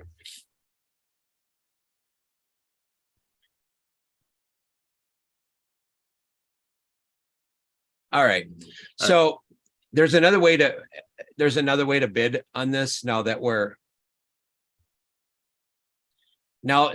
within inside of 7 days. There's this live proxy bidding is open. Right. So if you go in there and let's say you're willing to pay $500 for this coin, you can put in $500. And now what that's going to do is it's not going to jump the bid above any more than it is right now. No one's going to know you even put that bid in there. And what happened is the moment this thing goes live at 5 p.m. on Central Standard Time on Monday, once that lot pops up, as soon as that comes up, it's gonna start jumping. I won't necessarily put $500 in there, but it's going to. You're gonna if as long as no one else is overbid you, you're gonna take the high bid. And that way, if you're not there to do it, it will do it for you. And then, of course, if it does it, this is just a way of bidding without no one even knowing you bid. It's like a private bid. Yeah. Yeah. And then you don't sit there and keep driving the price up. Like if right now, if you went over and you put in 250 and no one has bid, the other guy hasn't bid more than that, you're going to take over the bid. He might be like, I want it back. So then it just keep leapfrogging each other. And maybe I'll just create a new account. Now maybe you can just read some of the information off of Discord too. Yeah. I ain't watching chat. Are we getting any questions? Because I'm watching the shared screen here. Oh, I don't know. Here. Oh boy, let's see. I'll take care of that. Where's my moderators? We're getting sex info. We don't need any of that in here. You should make me a moderator so I can nix that. Where are you? I will add you. I'm entering my email address now. I don't care who has it, because if you have questions about this process, I actually want you to email me. Jeremy, have you commented in chat tonight? Well, no. This comment so I can make you. I'll make you a mod. Yes, I do want to know about the comics art. By the way, I have been enjoying the live streams from Heritage Auctions, particularly when it comes to the comic books. They have some amazing items if you're into comic books. And Copper Dan, your camera fell. We're looking at your crotch, dude. Yeah, that is funny. Everybody's always talking about like, I ain't wearing pants when I'm on these streams. You literally just wearing No, I'm wearing pants as my running shorts. I got this stupid camera that I bought. So my computer screen, I didn't buy a monitor. I just bought a TV, a big TV, but it doesn't of course have a camera. So I bought a camera and there's no place to put it. So I double face taped it to the back, but it keeps falling. I just think it's funny. No, it is funny. I'm over it. So you guys saw that. If you don't have an account yet, hopefully you do, and I'm creating a new account. If you don't have an account, this is the process that you do. You enter your email, you come in here, you confirm your email. I'm going to do that on my mobile just so that I don't have to bother with it here. Let's see. Now I think I can do that. Continue here. Let's see what happens. Here's this. You ever tried registering? I think I gotta actually open my email to do this the rest of the part. Oh well, I'm not gonna live demo it. Live demos suck. Just register an account. When you do register an account, let's see, there is some helpful information here. Where was what did that Mike Nelson, Mike N says, what did the scissors up to? I think they're at 750. They were at 750 last I looked. Why don't we go over some of the why don't you hit most popular and this go down, because that'll pull up the olive jar and stuff. Yeah, so real quick, if you look for scissors on Heritage Auctions, it's going to be like right there, because there's not a lot of scissors being sold. 775. Somebody. Oh, that went up by $25. That's recent. So here's where those buyer premiums get you, right? Yeah. So you're thinking 775, I can afford that, but then you're spending close to $1,000 when it's all said and done. So make sure you keep track of that, because that's actually what you're going to be paying out of pocket, which is a lot of money for a pair of scissors. I'm not going to lie. These are special force fin scissors, though. I don't know what he did. I don't know why. But look at it this way. Look, if you want to feel connected to Forrest Fenn, this is me shilling again, and I'm not ashamed to do it, right? If you want to feel connected to Forrest Fenn, what better way to feel connected to Forrest Fenn than through these scissors? Like, these scissors presumably were in perfect condition when they went into the treasure chest when he hid it. And this is what they look like when they came out. Now, you can buy a gold coin for like $210, but why would you want to buy a measly gold coin when you can have a time capsule, which is what these scissors are? These scissors represent the chase, the years of the chase. That kind of rust doesn't happen overnight. That's 10 years of rust there, sir or madam. That is a perfect time capsule for your Forrest Fenn experience for the low price of $930. No, I'm not part of the LSC. I just enjoy this kind of stuff. Here's the thing, and this is what I've told myself on some of this, and this is your one chance to get something. You're probably going to have to spend more than you wanted.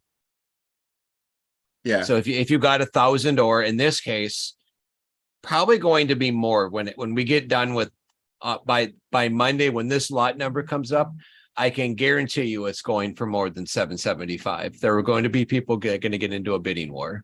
Yeah.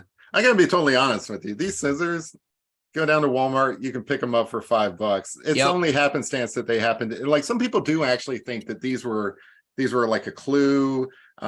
These were like important. Somehow it works into their solve for whatever, and they feel the same way about that stick, right? Like there is nothing that escapes the forest fin community. Rudy's going to keep the stick. Yeah. But Rudy, if there was ever a time to sell the stick, it's right now. Yeah. You will get, I bet you would get a lot more of money for that stick. Yeah. So, you know, I would definitely not spend $930. That's just nuts. But, you know, the person who buys this thing, you know, I would like to say this. There are two items that are in that display case that show the passage of time. All right. That shows the entirety of the Forest Fin treasure hunt. One is that bronze box and the patina on it. That patina shows the years, or patina, or whatever people Patina. Patina. All right. So that patina shows the years of the chase. The coins do not. The coins are clean. They, you know, they were inside the thing. They were protected from nature. They don't really, like, you know, show wear and tear. But the bronze box does, and so do these scissors. You know, is it worth $960? Did that just go up while we were sitting here? No, I'm sorry. That's the next minimum bid. That's what it's going to. Oh, okay. Sorry, I misread it. $930. I would not spend $930 for these scissors. But if you did buy these scissors, that's what you're getting. You're getting a time capsule, essentially. We should start a board with on what's the scissors going to go for. I'm going to say right now they're going over $1,000. I would have said 400. This is insane. Oh, so if you would have asked me a month ago, I don't know if I would have went this high. I would have been probably around what you said, 400, 500. But you know, I do know one of the guys who is bidding on this. He's in Discord, super nice guy, and to hear him talk about these scissors, it means a lot to him. And I actually hope that guy wins it. Not to diminish anybody else who's bidding on it, but that guy really appreciates these scissors. So I do hope that his wish is fulfilled. But so he's going to pay for it. Rudy says I'm not selling, and Rudy, I don't blame you, brother. You got that is a pretty cool item from the chest. So if you don't need the money, don't sell. If you need the money, now's the time. Yeah. But no, that is surprising to me, because he will always be able to say, he'll be able to wear his shirt, ask me about my stick. Yes, he will. Rudy, I don't know if you told this story, and I don't know how much you're going to talk about the stick, but Rudy told us when he came down to Dallas, he boarded a flight. Mm-hmm. And well, before he boarded his flight, he come through TSA, and the TSA agent reads his shirt and he says, "Okay, tell me about your stick." And Rudy goes, "It's too long of a story." It's funny because, like, we just learned about that he had the stick like the day before he was supposed to go. So, like, whoever created that, I think it was a relative of his that created that T-shirt. I think K-Pro mentioned that, or maybe Rudy did. I don't know. It's his sister. His sister. Oh, okay, all right. But that was a fast turnaround because, like, we only discovered it like the day before. What it was is somebody was talking about how Rudy has, you know, like, a real coin, a replica chest, and then a fake stick. And I was like, yeah, that's kind of cool that he has a fake stick. And then I went looking for a picture of the fake stick because I remembered. See, all right, let me be honest. I drink a little, right? So, like, I was drunk on Halloween when he posted this. I mean, we're gonna be totally honest. I do drink a little, but I was drunk on Halloween when he posted this, so it escaped my notice. He had two sticks that he posted in a picture, mm-hmm. and they looked, you know, similar to me, but one looked like it was painted with some detail. So the problem is, I went looking for a photo of this fake stick so that I could, you know, post that, like, to show, yeah, he's got this cool fake stick. And then I happened to open it up so that I can copy it in, and it was the big version of it. And I'm looking at it, I'm like, that's not paint. That is not paint. And then I started noticing some of the finer details that I hadn't noticed before. And you know, I dabble in 3D printing. It's a cool industry, like, and it's getting better all the time. But there are some things that are near impossible to reproduce in 3D printing, especially, you know, depending on the 3D printer. I'm sure there are some fantastic things that you could do as far as detail goes. But the thing about it is, even if you're doing those fantastic details, somebody still has to model in 3D all of those details. So some of them aren't going to translate that well, even if you're doing off of a photo. I mean, there's, you know, even if you're scanning a photo and working that to create like a, So it's just insane that somebody would put the amount of detail into it that we were looking at in this stick. And I'm like, I know holy it. crap, that's the real stick. Yeah. So, and I just talked to Rudy about how it was done is, you know, so he had, so I think the first couple, he made a couple of 3Ds, and I don't know that they were done the way this one was done, but he has the one he had with him in Dallas was he took the stick someplace and they set it and they laser it, you know, and it reads it and it scans it into the computer, and then it turns that into G code, and then you put that into your 3D printer. And he had, like, I asked him, I'm like, do you have a 3D printer? Did you do this yourself? And he said, no, he paid someone, but yeah, he actually put that stick up in the poker tournament that we had. Yeah. So you had about, I think it was like $250 cash for the stick. I'm like, to say you got the first fake stick, what, you know, whatever, I wanted that stick. So what was really funny is it came down to Rudy and K-Pro, and he got his stick back. That's great. Because K-Pro won, but she took the cash. You know, like any of these like behind the scenes stories that maybe like you shared in Discord or you haven't shared at all, I'm all ears on those. I mean, as I'm remembering, I'm trying to tell them, like, you know, silly things like I get dropped off at the wrong place and I'm like, oh my God, I'm gonna miss the whole thing. Where the hell am I? Yeah, those are great. You want to look at some of those other items, or let's see, let me go back. Let's see what some of the big items. Do it. See if you can do it like most expensive. Yeah, so we can see if the bigger items have gone. I know that big nugget went to 25,000 and it's just kind of stalled. This as well. The olive jar has been sitting there. So, well, let me start with the lowest price item since that screen's already up. So you can still get some items at the $210 range. Now, remember, that's going to be like $250 or something with that. Now, we don't. So for one, current bid is $210. You don't know what that guy's person has put in for a max bid. So if he's got 500 in and you bid 250, it's just gonna say you are still not the highest bidder, and it'll just tell you to bid again. Now, you also don't know if someone has put in the live proxy bid, which is that will not show up literally until that lot goes live. Wow. Yeah, that sucks. But at least it looks like they're 210 right now. So who knows what they're actually at? But why don't you throw a bid in there, Jeremy? Oh, you can't. I can't log in. I don't have my password. This is for my own good, though. I would buy that jar. I would take those papers out. I would read them and I would put them in little cards and send them to all my friends for Christmas. That's what I would do. I would send one to you, Copper Dan. You would get a page. I would send one to all the people in Discord. How many pages are in there? Do we know how many pages are in there?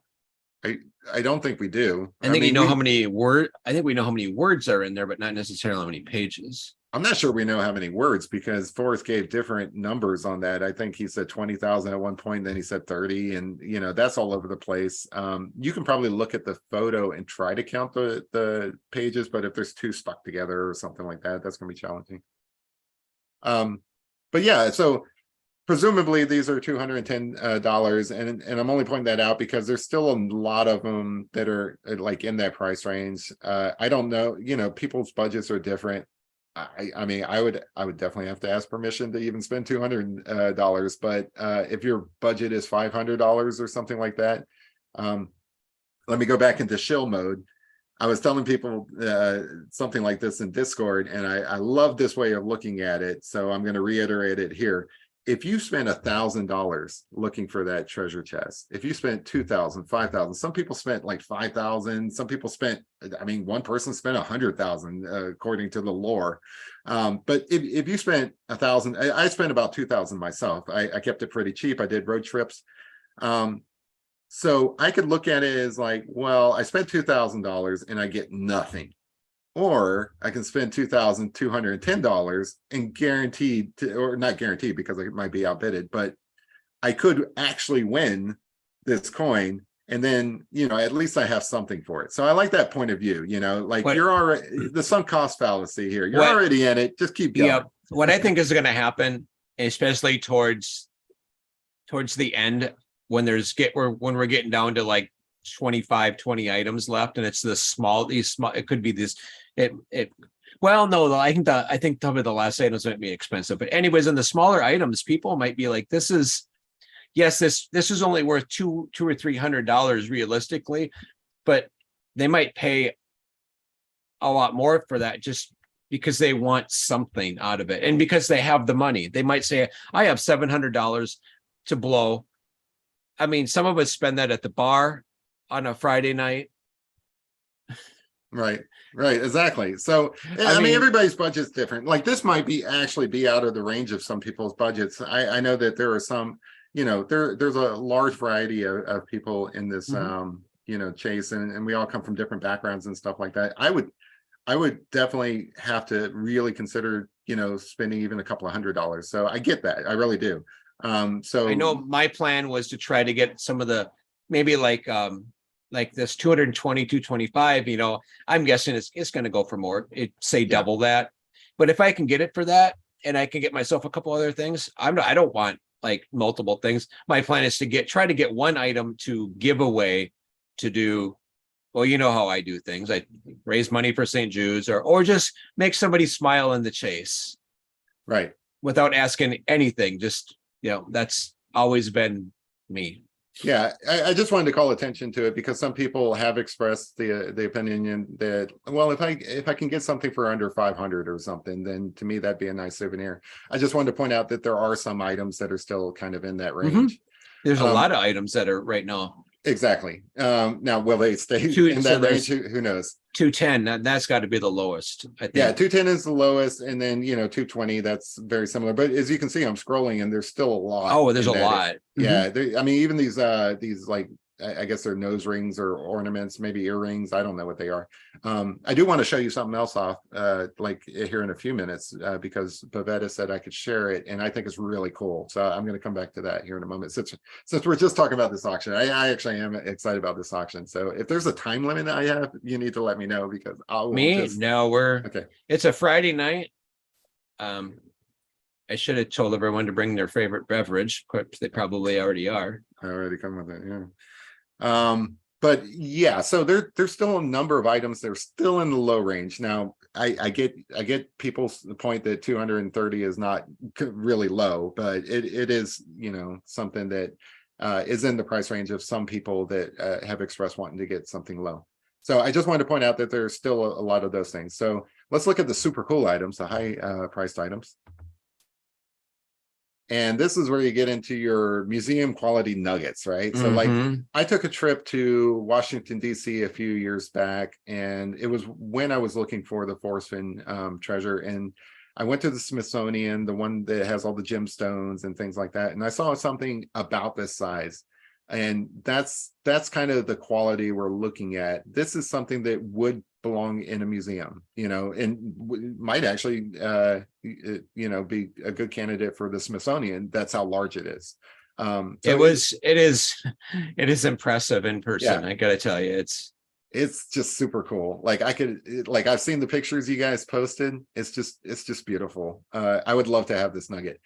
That said, I am not willing to spend this price. And I think that this will actually go up.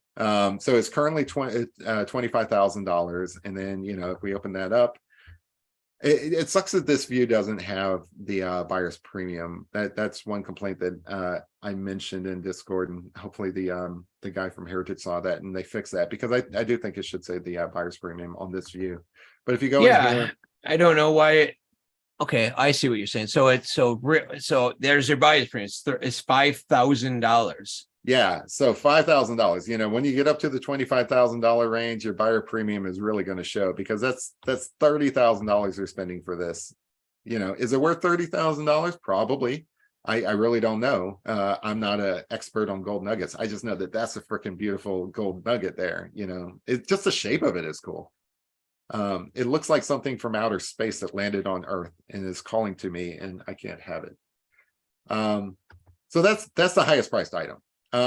Right behind that, yeah, just right behind it is that that necklace that was apparently bidded up today. It's a beautiful historical piece. You know, if you're into collecting, you know, whatever, I have no idea, Terrano necklace, whatever that is. I mean, you could just look at it and see that it's really cool. Terrona? Yeah. Terry Rona? I don't know how to pronounce it either. So I don't know what that's worth. I don't know what it'll end up going for and stuff, but I can see why it's I'm trying to remember, did Forrest make those? There's probably a scrapbook about this item just because it's so nice. It probably would Yeah, have been in that. I should know more about it, but Yeah, it would probably be on Dale's site if you go into archive.org and look in their Golden Moor. I think there was something about in there. You know, I looked at it as like, if I don't find it, it doesn't matter. So I didn't really look into those items. But that's a really cool thing. I don't think anybody could look at this and be like, oh, that's dumb. You know, that is a very, very nice piece there. In fact, I don't even know how that survived 10 years. But and then of course we have everybody's favorite, the jar, right? And you know what is really impressive about the jar? Everything is that, well, yeah, but is that how sealed it was. I mean, those pages, the writing in there from the end view, it's there's no water. I didn't see any watermarks, water damage, anything. It looks like the day he put it in there. Yeah, and there was some question about that when the pictures from the attorney's office came out. There was like a question of like, well, has this seal been tampered with? Like, has, you know, there been any damage to the papers inside? But now we're getting these really high quality photos that you guys have provided. And, you know, people can still debate, like, I don't know how easy it is to, you know, unseal wax and then make it look like it's sealed and stuff. But looking at the photos, they do look like it's still sealed, and you know, they look old enough to me to where I would say, yeah, I mean, that's probably still sealed. Nobody's been in there and stuff. And you can see through the glass that the paper is mostly intact. I don't, you know, some people have reported that maybe some moisture got in there. I don't see it myself. I've seen some things that maybe hairline cracks. It's hard to say, but it, you know, that paper wouldn't be looking like what we see on the screen now if it had been, you know, damaged significantly by water. I think everything's still there. You can see that twine looks brand new, you know. So I would say it's probably pretty well preserved, if not perfectly preserved. The problem with this purchase is so damn much. Well, yeah, so it's like buying this. So this purchase is like buying a brand new car, and the moment you drive it off the lot, it depreciates. Now, the problem with this is there's other issues. This is the brand new car that you drove off the lot, but then you're not allowed to show any of your friends what you just purchased. I mean, this is a headache in a jar. I mean, it is definitely a talking point. If I could afford it, if I personally could afford it, I would buy this thing and not even open it. I would put it up on the shelf, and I would be wearing a t-shirt that says, ask me about my jar. Ask me about my jar. I put a live camera on it, fed into Ben's computer. Yeah. So he can look at it. It's just such a mystery. And to your point, as soon as you open it, you know, you're going to know, right? It's like, you're going to know, and it's never. Yeah. Part of me. Go ahead. Sorry. No, I mean, this wasn't pre-thought of, and I wish there was a way it could be different with the family, where they would allow the buyer of this jar to profit from it or to publish it, so he could you know, I guess you'll still always have the story and Yeah. the jar but Well, I mean, there's bids on it, so it's going to go to somebody. it's going to go to somebody. It's And my guess is going to be going, it's going to go a lot more than 19,000. It hit 19 and it stopped. I'm trying to remember when the last bid was, because I wonder if people are bidding the way that I told you to bid, the live way. Yeah, it has been stagnant for several days. A lot of the items have been stagnant for several days, but they have really started to pick up. So, who knows what this jar will I do mean, now tomorrow. we're getting down to We're getting down to the wire here. we're under the 36 hours. Yeah. But no, I mean, part of me says, open it, donate it to a museum. Anybody with a car can come and visit and read it themselves. Then the other part of me just says, put it on a shelf, because like that part of me wishes the treasure was never found, because I enjoyed the mystery of it. I liked knowing that treasure was out there. My thought was someday I'd retire and I'd go out there and just search for it 24/7. But Jack found it first. So yeah, I mean, part of me thinks never open it, but guess what? I'm not going to be the winning bidder, so it doesn't matter. It doesn't matter what I think. Now, the next item, that frog jumped a lot. Yeah, I haven't been tracking this, so I don't know where it was. Do you know? Now, where is there another frog? So I don't think so. I think that frog jumped huge. Like I want to say last night that frog was at like 85. Oh, okay. Because remember, Kate, if you go back and listen to Mike, when Mike and Christy were live last night, it was at 85, and then this morning was at 9, and now it's at 13.5. And I'm pretty sure that's the same frog. Yeah. And the great thing about this frog is it's so recognizable. It's like an icon of the treasure hunt. A lot of people want it just because, I mean, even Forrest Fenn himself, he could have made this the way that he talks about. Hang on, I'll be right back, Jeremy. Okay, I'll fill the air talking about some Thank you. My favorite pieces. So again, Forrest Fenn was really into frogs. He put frogs into like his own bronze jars that he made. He was all about the frogs. It doesn't take a lot to recognize this particular frog. It's in the book. Everybody knows it. This is a good get if you can afford it, just because no one's going to question whether or not this is from the Forrest Fenn treasure hunt. It's obviously from it. These other nuggets and stuff. Well, this one's pretty famously in the book, but some of these nuggets are kind of like nondescript, so you wouldn't really know. You'd have to explain to somebody that it was from the Forrest Fenn treasure hunt. But this frog, if you had that on display and the person knew about the Forrest Fenn treasure hunt, they should recognize it. And that's one of the cool things about that. So I'm going to skip through some of these things. I mean, these are your basic gold nuggets. They're all beautiful. They're all expensive. If you're into that thing, go and buy them. This is a pretty unique necklace. I don't know what these things are worth, but when I look at $3,700, I mean, to me, that looks like a unique one of a kind item, and it probably is worth that much. I don't know. Matt Smell the Sunshine pointed to this one is a really unique item because Forrest Fenn added to it. So it's not just a nugget, it's actually a Forrest Fenn creation. This is Forrest Fenn artwork. Mm-hmm. If you haven't already, I suggest everybody go and watch Matt Smell the Sunshine's a video on these items, because like I think his estimates are a little bit off of like what they're actually going to go for. I don't know, he could be right, but the way he describes some of these objects, I mean, they're pretty good observations. Like, I probably wouldn't have thought of this as Forrest Fenn artwork, but it really is. So that's definitely a unique item. All of these nuggets are unique.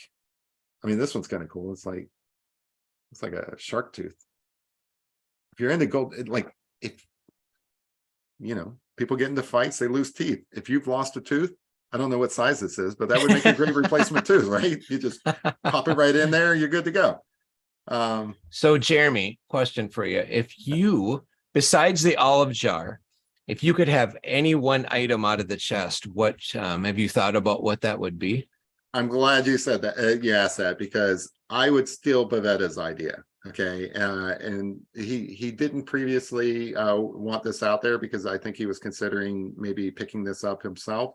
But I think he may have changed his mind because he just earlier told me I can share his research on this particular item. So I don't know where it is in here. Let me scroll through real quick.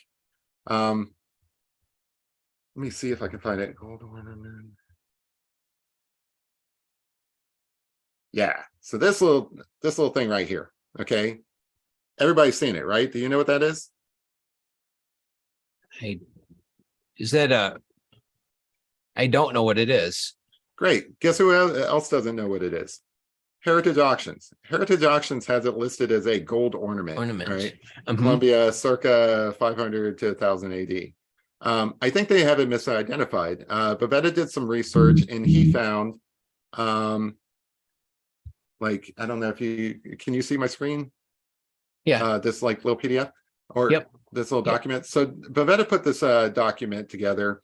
And while they have it listed as gold ornaments, and this is a photo from the Dan Barbarisi of Finn Treasure Items. So this is from the attorney's office. And Bavetta did some research, and what he found is that they are actually Panamanian pre-Columbian nose rings. All right.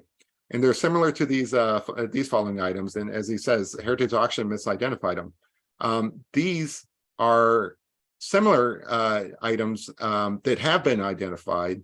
They're from 450 CE to 900 CE. Early date would be 450, late date 900. They're from Panama, and they're extremely beautiful, and they belong in a museum, to be honest. I mean, Heritage may want to hey Brian, if you're watching, you should update this for real. You might want to update that. I mean, yeah, Bavetta knows his shit, and these have been really well identified. I mean, you could just look at these items and see that's actually what they have on the Heritage site, just a different version of it. They're not just mere gold ornaments; these are historical artifacts, and they're just super cool. I would absolutely like to have one of these. So let's see. I don't remember which tab it was. Here we go. Look at what they're now. $1,050. Even with the buyer's premium of $1,260. It's a buy. That's a bargain. That, of course, that if they come probably, if they come and watch the show tonight, they're gonna go up. We could. Hey, do we get a cut from the LLC for what we just did here? Yeah, I mean, come on. I've seen some people asking in the chat, like, are you at the LLC? Are you not? No, we are influencers, and this is what we were paid to do. Of course, I haven't got my check yet. What about you, Jeremy? I'm an unpaid fanboy. That's what I describe as during the treasure hunt. I was super into it. I like Forrest Fenn. I respect him as a person. I looked up to him. I thought he was a good role model. I know everybody's got different views of Forrest Fenn, but my view was that he's somebody to look up to. So LLC, what we'd like you to do is there's still time. Give me a counterfeit coin. Now, Jeremy and I want nothing from this, but Bavetta, we want first class round trip tickets on Monday morning down there, and he actually gets to hold this in his hand. Okay, there, I've done my plug. Yeah, some of the best information post a treasure hunt has been from Bavetta's research. Like I would have never been able to identify this piece. Heritage Auction didn't identify this piece, but Bavetta did, and I think he's spot on. That guy is amazing. Yeah. So if anybody has any questions about this particular item, feel free to reach out to either me or Bavetta or Copper Dan in Discord, and I'm sure Bavetta would be happy to share this document with you. But it is really a one of a kind, not one of a kind. Obviously, there's more out there in the world, but it's a unique item that, whoever ends up with this, I think if it goes for this price, they're getting a really good deal. Mm-hmm. So when you start looking for the good gets in this auction, I'm not very good at, there's people way more qualified than I am at, evaluating these things. All I can do is go in there and say, that's pretty, I want that, right? And I look at the price, I'm like, oh, I can afford that. Maybe I should get this, right?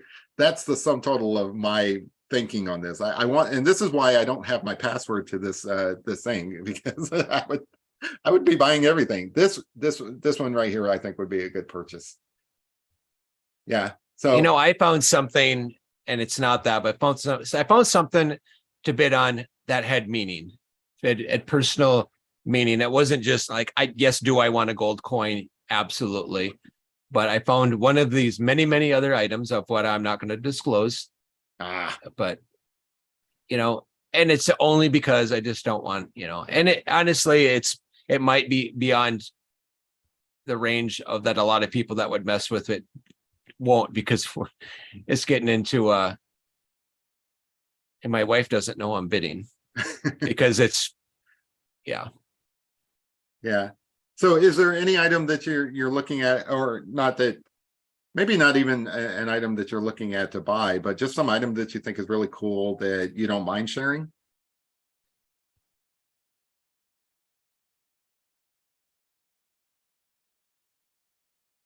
Man, That's a long pause there. Because I'm thinking there's so many items, and I haven't really thought about this. Yeah, what was the count? 400 and what, 50 something items? There's a lot to go through. We started at what, 475, and then they added. Okay, so that's what it was. So the one item I really wanted was, I wanted the coin that I thought would still have the rust on it. And I looked through every one of these coins and I couldn't find it. So then I went and I went and I zoomed in on a picture of the chest, and I'm like, okay, it's a 1903 coin, and it looked large enough. This has got to be a $20 coin. And I found one, and I think everybody found that one, and you could tell because I got bid up, and Hell Smell the Sunshine come up with the video, and all of a sudden, and I don't know, this other second coin popped up, and he identified it. I think it popped up before he did the video, but he identified it as such. And so now we know which one he was able to identify which one it actually is. So and I'm pretty sure that one is we can go back and look, but I think that one, I don't remember how to find it, but my guess is that one's probably got more bids than others. But I don't really know how to find which one it is. But all of these are cool. Like these I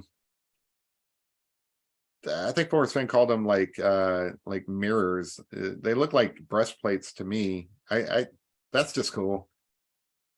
Lucky Dicker says, no, I want ear cuffs.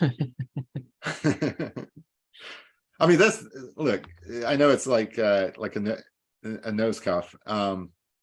First off, that would be very uncomfortable. I would not put that on my nose, but that is, I don't know, like, can you put a pinky in there? Like, that would be a really cool pinky ring or something like that. I don't know. That's just cool stuff.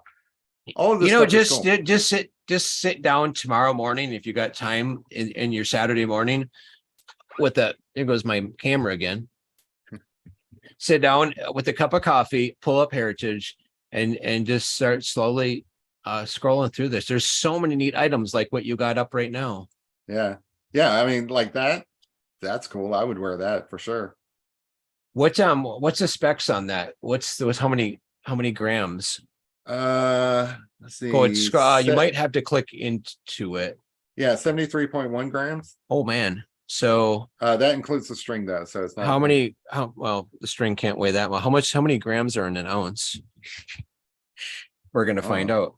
Yeah. Hey Google. How many grams are in an ounce? How many grams are in an ounce? There are 28 grams in an ounce. Yeah. So we got about 3 grams. Not quite 3, a little bit less. 3 ounces of that. So even if you take a little there's over 2 ounces of gold there. Yeah.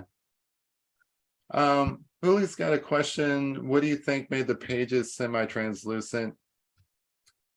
I don't know. Like, I'm not familiar with all the different processes. Like, I don't know if condensation would appear on the inside of the jar and cause some sort of that was always yes, you can seal the jar from water and moisture getting in that way, but moisture condensates with hot and cold, and there's nothing you can do to stop that. So but I mean that it looks remarkable. The pages looked remarkable. So yeah, I don't want to expose like how much of an idiot I am by trying to guess, but I don't know, like they could have been printed on wax paper or, you know, tracing paper or something like that, just to, not wax paper, but tracing paper, just to have thin sheets. They do look like thin sheets to me because like you can see through them.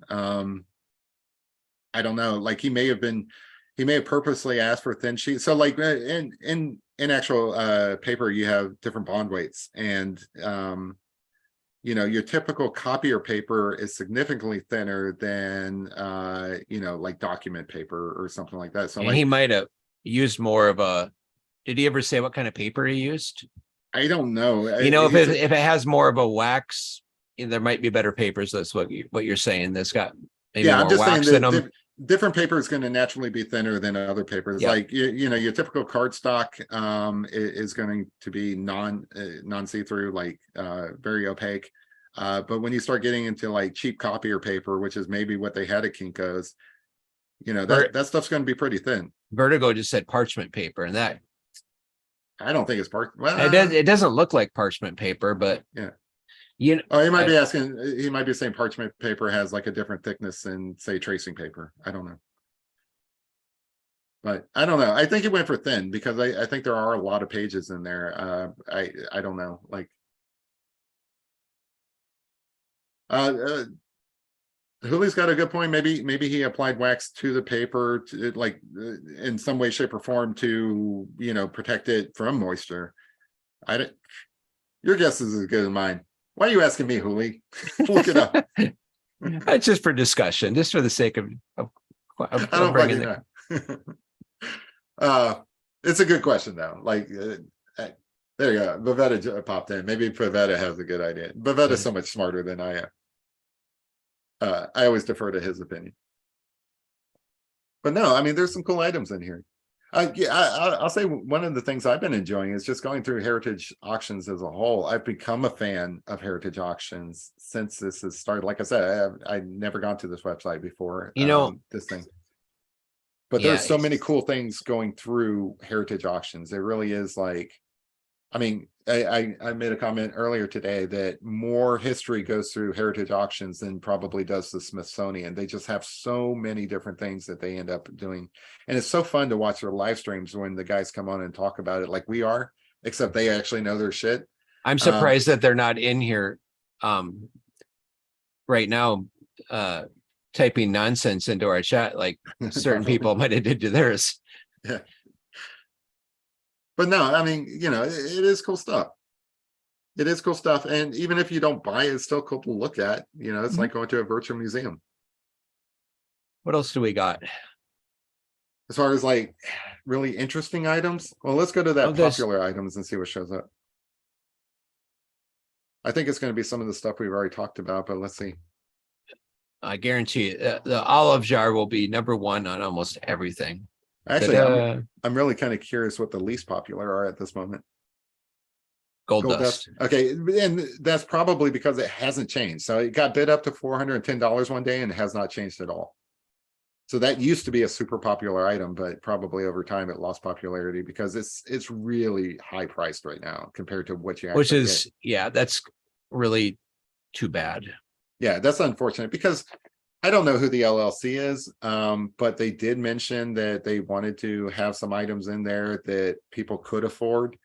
And it's so unfortunate because that probably is those type of items, and they got priced out of most people's you know, most people's souvenir budgets, right? So like most people would pay up to a certain amount just for a souvenir from the chest. They don't care if it meets the actual value of the gold or anything like that. They just want something out of that chest that they can put in their pocket or on their shelf or something like that and say, I'm connected to the Forrest Fenn treasure hunt.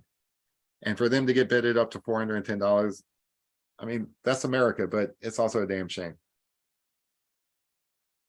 So popular items, we got chest, we got that really beautiful nugget. You got your frog, you got the scissors. Those gold nuggets really got how many? What's in there? 1.5 grams. It's no, Yeah. That's even less grams than the gold dust.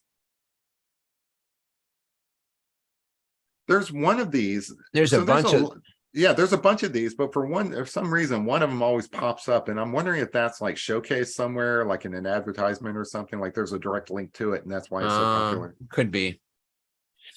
Got your necklace. Got two necklaces. Ooh, nice little wedding band, probably. I think this has an inscription. Oh, October 14th. Somebody said that this was actually important for some reason. Like that date was important. I don't remember what the reason why was, but that's kind of neat. Got those nice little chest plates there. I like those. Those are really cool. You'd have to make a whole outfit out of that. Like you're talking about Thor. You should make a Thor costume out of these. Were those with a mirror? Were those called the mirrors, or are those? I think Forrest called them gold mirrors, and they're because I referred to them as that because I thought that's what Forrest called them, but they're chest plates. Gold pectoral. Well, that, yep. Yeah. Kalima culture. I don't know how to pronounce any of this. I could see it. You know, they got the hole, so they probably had some kind of rope, thread, twine. This one's kind of cool. Like it kind of got some character to it. Yeah, like the bargain price of $4,200. What's the? Go ahead. What? I was just going. 78 grams. So again, over a couple ounces. So that's probably valued pretty close to what, I don't know. Did nuggets go for more than if it was melted and stamped into a coin? I don't know. I don't honestly. This is like a crash course for me on all of this stuff. Me too. I find it extremely fascinating, but really, I am not an expert. Ben says October 14th is the departure of the show Leftovers. Shut up, Ben. You had your chance to come in here. It's not my fault you got banned. Anyway, I didn't ban him from coming in. I have no idea. I just think she's in chat, so he's not banned that way. And if he wants to come on, if he ever wanted to come on the show, I sent him a link. Yeah. I just like messing. Sorry, Ben, that, and Candy, I know I'll sit down after the show and unban everyone. All right. So the joke I was going to make on this one is it does look like a golden monkey paw. So this is probably the original cursed item in the chest. If you buy this one, just all bad things are going to happen. So whoever gets look, it's actually at 420. This one's great. So this is just it definitely jumped up to my favorite item in the chest. I like all of this. It looks like a gnarled monkey paw, and it's currently at 420 with an extra 0. I think Ben needs that. Yeah, absolutely. Ashley, Ben for Christmas. If Ben won't buy anything out of the chest, but she didn't say Ashley wouldn't. He's still in protest. He's just protesting everything. I'm not even sure he gave a reason why. Like, what are you protesting for? He'll probably say, "Oh, these are really cool." So these have come up. In fact, I'll speak for Ben. Ben actually pointed to these and said that these are really nice item, and I defer to him because he actually has archaeological training and stuff. But to me, they just look awesome. Like I would like to add some sort of string to it and wear this myself. It's pretty cool.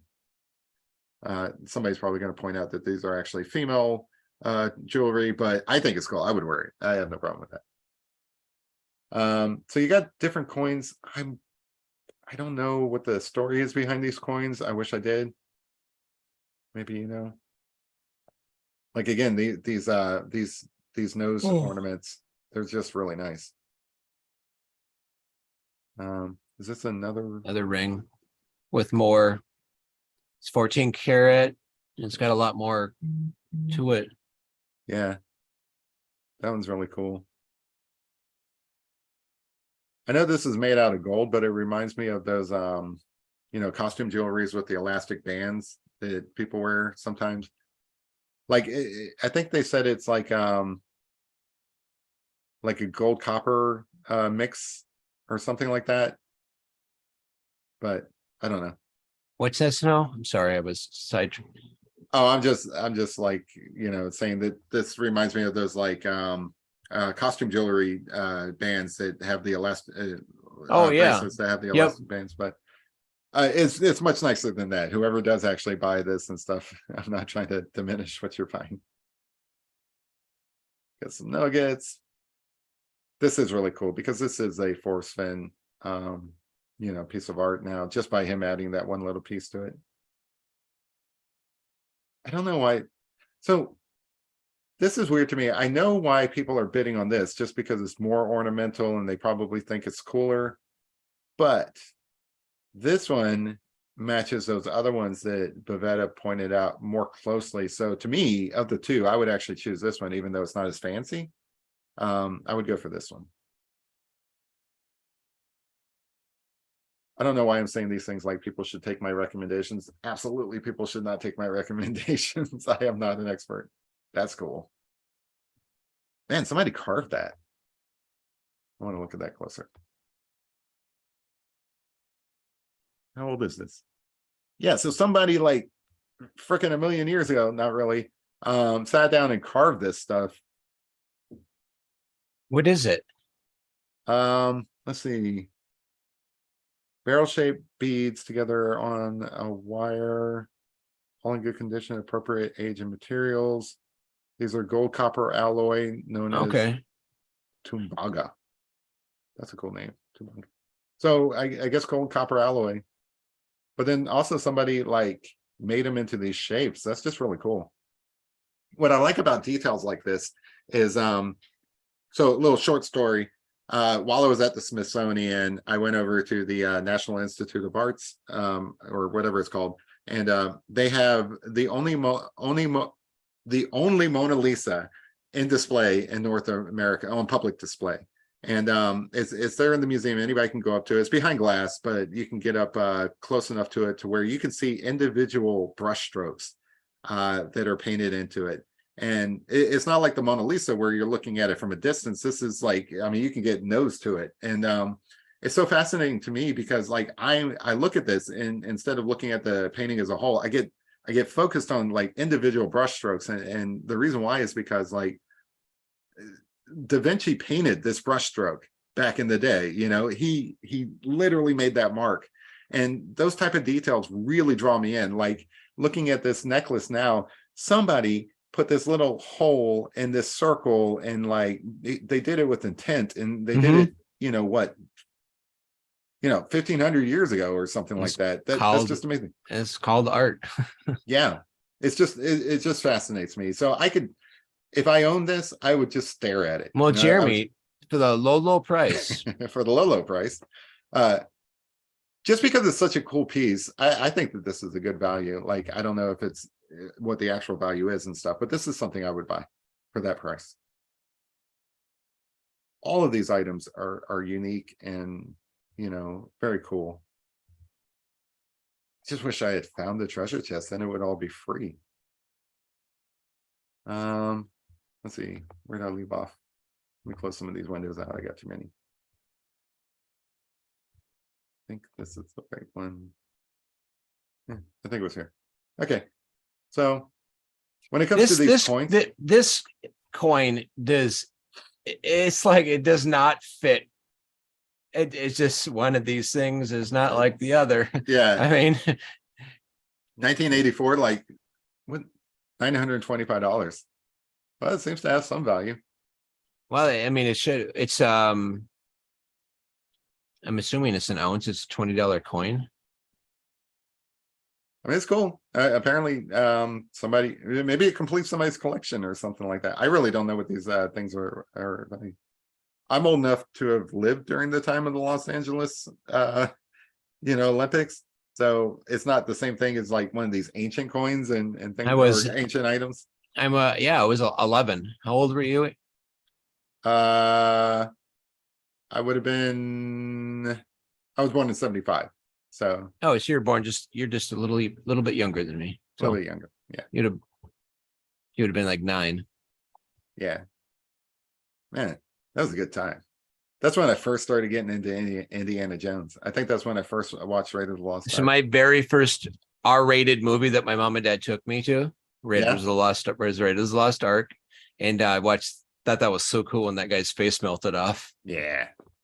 Of all everything I remember about that show, that's the one thing that stands out is the guy's face melted off. Yeah. So I don't know the actual size of this, but I'm just going to call it a shark tooth. So this is really cool saber tooth, maybe. I don't know.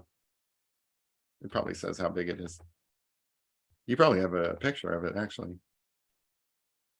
I'm sure I do. You know what's funny is all the pictures I took, I missed the top shelf. I don't know why. So I reached out to Sam.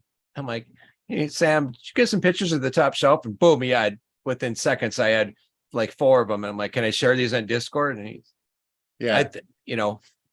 And he said, yeah, I mean, Sam has been, cool. He's an open book. So we all Yeah, might have a little bit different pictures. And that's good that we all share them. Yeah, I mean, together with all of the stuff that you guys have, like between the pictures of the case and some of the video you guys took, it's a pretty clear picture of the entire, situation there. Like, I know you guys weren't really supposed to take pictures of the surrounding area, but there's enough there where you can kind of form an idea of what you guys were doing. Yeah, I try to do it respectively, but when you have art that's behind what you're taking pictures of, yeah, what do you want me to do? I mean, sorry. Right. And I could edit it out. I suppose if Heritage got a hold of me and yelled at me, I mean, I would go take it down and I would fix it. I would tweak it up, but. Well, I kind of wish you made more mistakes because the Heritage guy in the chat has been talking about some of the other items in the room. Apparently behind that display case is William Wallace's sword from what is that movie? Braveheart? Braveheart. Yeah. So that freaking sword's in there. There's a couple of other items up here on Heritage that are just awesome. There's the Holy Grail from Indiana Jones. There's a Grail tablet. There's one of the Sankara stones from Temple of Doom. Somewhere in that room, these other items probably are. Captain America's shield is in there somewhere. I wish you guys could have just gone in there and just did a full inventory. Like, I know that that's outside the realm of possibility, but that would have been awesome just to see some of those items, or to be in the vicinity of those items would have been really cool. But yeah, I mean, there's some pretty cool stuff in here. That just looks painful. That went into somebody's nose. Are they clip-ons? I mean, it's clipping something.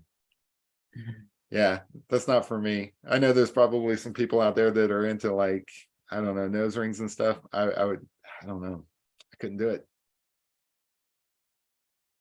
Yeah, just really nice stuff.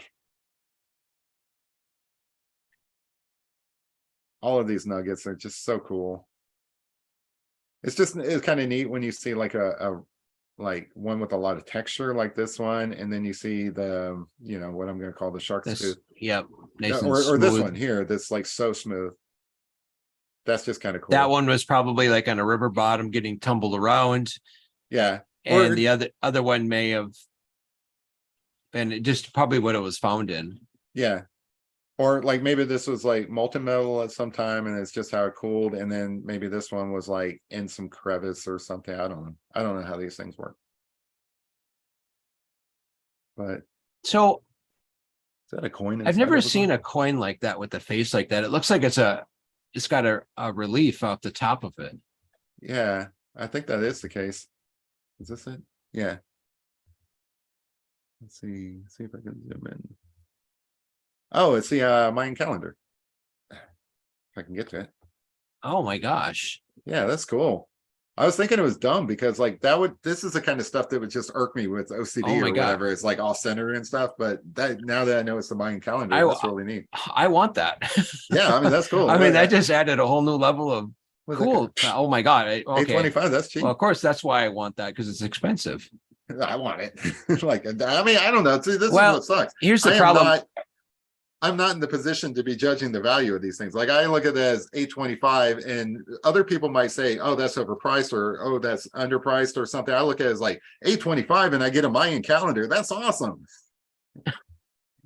it's not that it's out of my price range. It's the problem is right now what I'm going after is like, I hope my big item can come up first, because then if I don't get it, or if I do get it, I know what kind of, like, I have a certain number in my head of what I want to spend, are willing to spend. And But look, man, you get a Mayan calendar with this. You could tell you're like what zodiac and what is all of that. that? So that's at 1918 Mexico 20p. So I'm assuming is that an MS60? So that's the grade. Is it an Yeah, so ounce? that's a grading. Find out.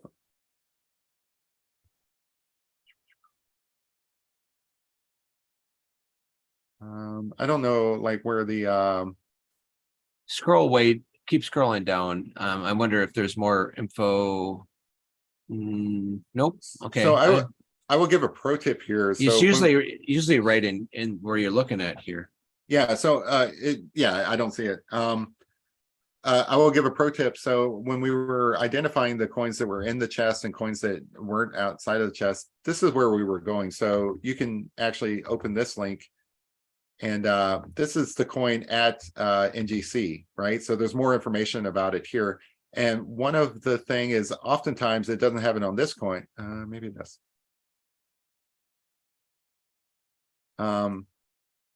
Okay, melt value. So the melt value of this is 868. So when you go and look at the coin itself over here, and it's 825, and with the buyer's premium it's 990, you know, you're right in there. Yeah, you're right in there. So for people who have no idea, like myself, what these coins go for in value, it's almost like the NGC information is kind of like the blue book value for them. It's going to give you the ballpark. It's on you to decide if you know, it's a little over or a little bit under, especially with the fin value. You know, like this is you know, like it being in the 990 or whatever it was with the buyer premium. To me, that seems fair. That seems fair for this coin. Plus, you get the Mayan calendar that you can carry around in your pocket. It's like a little pocket calendar. I mean, what's that worth to you? I have no idea. Right? Yeah. K-Pro's in the house. She's threatening the red button on me. No, I'm kidding. Well, the red button Hi, for this K-Pro. weekend is the buy it now button, or the buy bid that button. Yes.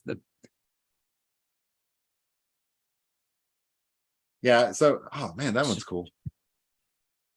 That one's probably the smoothest one I've seen. But then it's got this little interesting little dimple in it.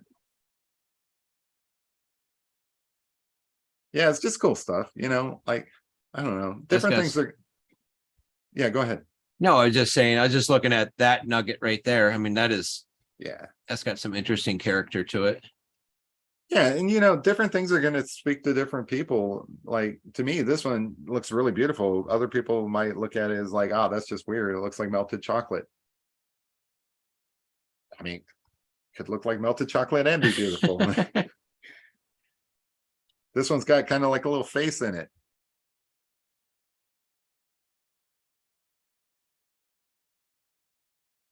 Yeah, it's just kind of really interesting to look at this stuff. And you know what? It doesn't cost anything to look at this stuff. And there's a lot of other cool stuff on the Heritage Auction. I remember when the auction first started, the first couple of days, you could scroll through this stuff and it was at like, you know, $100. Right. And you're like, I got a chance. And then, no, I don't. No. I mean, honestly, like my understanding of the live bidding, it just goes so fast. I was watching, like I said, for anybody who's not familiar with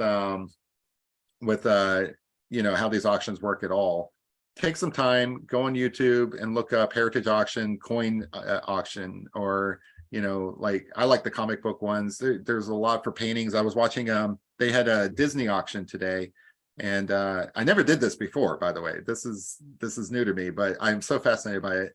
I was watching the live auction for Disney today, and these original pieces from the movies were coming through, and it was, I mean, I don't know, it's probably not going to be the same for this one as it was for that, but something came in at $200, and that's the internet bids, which is what we've been dealing with so far.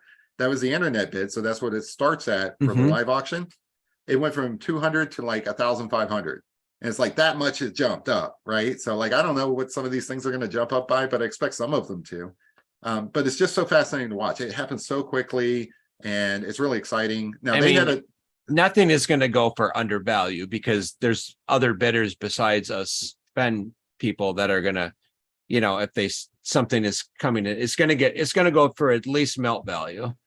yeah. So I So think everything here is going to get at least the intrinsic value, especially when it comes to the coins, because my understanding of how that works is there are people that are on mailing lists for Heritage Auction who are like, hey, if this coin shows up, give me a holler. Some of them are probably VIP people where like, us plebs, we get the email saying that something came in, they get a phone call, and they're like the real coin collectors out there. So they're probably, going to get that call and they're going to come in here and they're probably strategically watching these things as they go along. I really don't know. I got to pin Ben's message, Ben Apple. I feel like I'm home watching the home shopping network. You two need Heritage shops after this. I mean, it's like if it was a home shopping network, let me go show you some of these comic books I found in here. They're really cool. But not just some coin. Is that a different one? That looks like the same coin that we already saw. So maybe there's multiple of these. Oh, I think there is. Yeah. Okay. Yeah, same general price. But so I wonder if Forrest, I wonder how he picked what went in here. I wonder if he just grabbed and threw, or if like every single piece that got put in here was.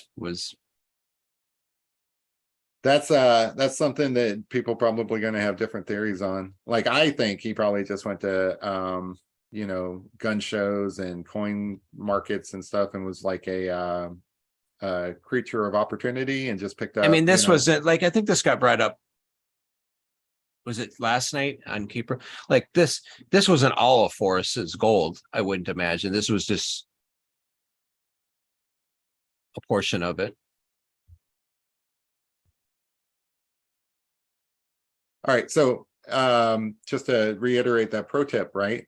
So when you come into NGC and this coin says that it has a $585 value, and then you come in here and you see that it's 420, and that even with the buyer's premium, it's only 504.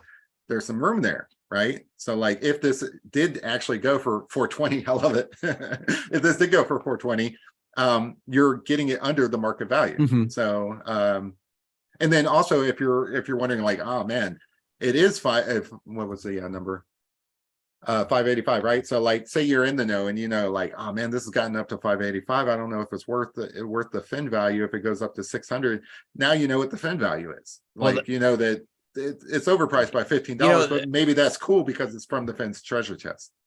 The nice thing about the way these auctions are run like this is you can come on here and I would pre-study the items that you do want to bid on, so what the heck you're bidding on, and then you can go in there and then you can get all your information written down. So when this pops up live and it starts going, you got to have your point where you say you got to cut off like that coin's not realistic anymore.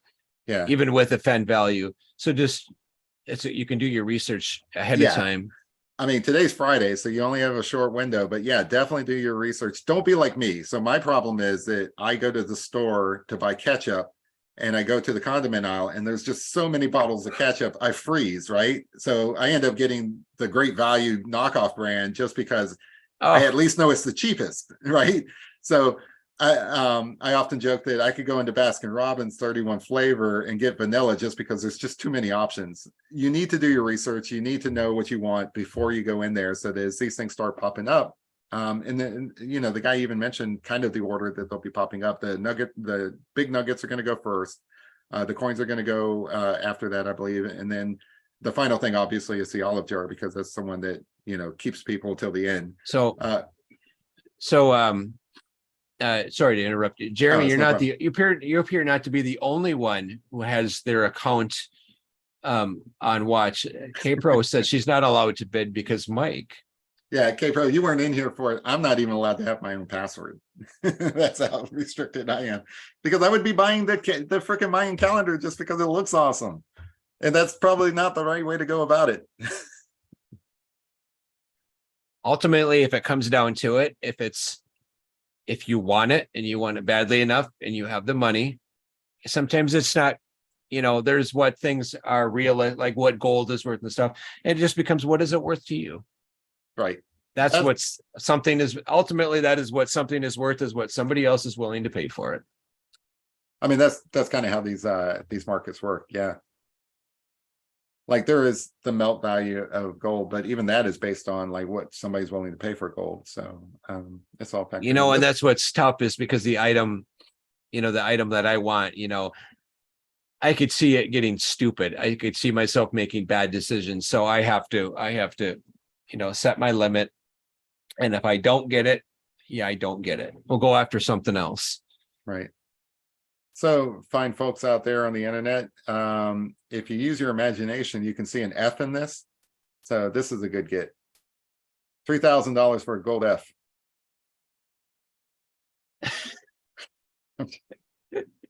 Jeremy, you are a heck of a salesman for this auction. I tell you what, you get influencer of the year award. This one looks like a conch shell, sort of. Mm-hmm. Yeah. Or an ear. Are there multiple images of it? Let's see.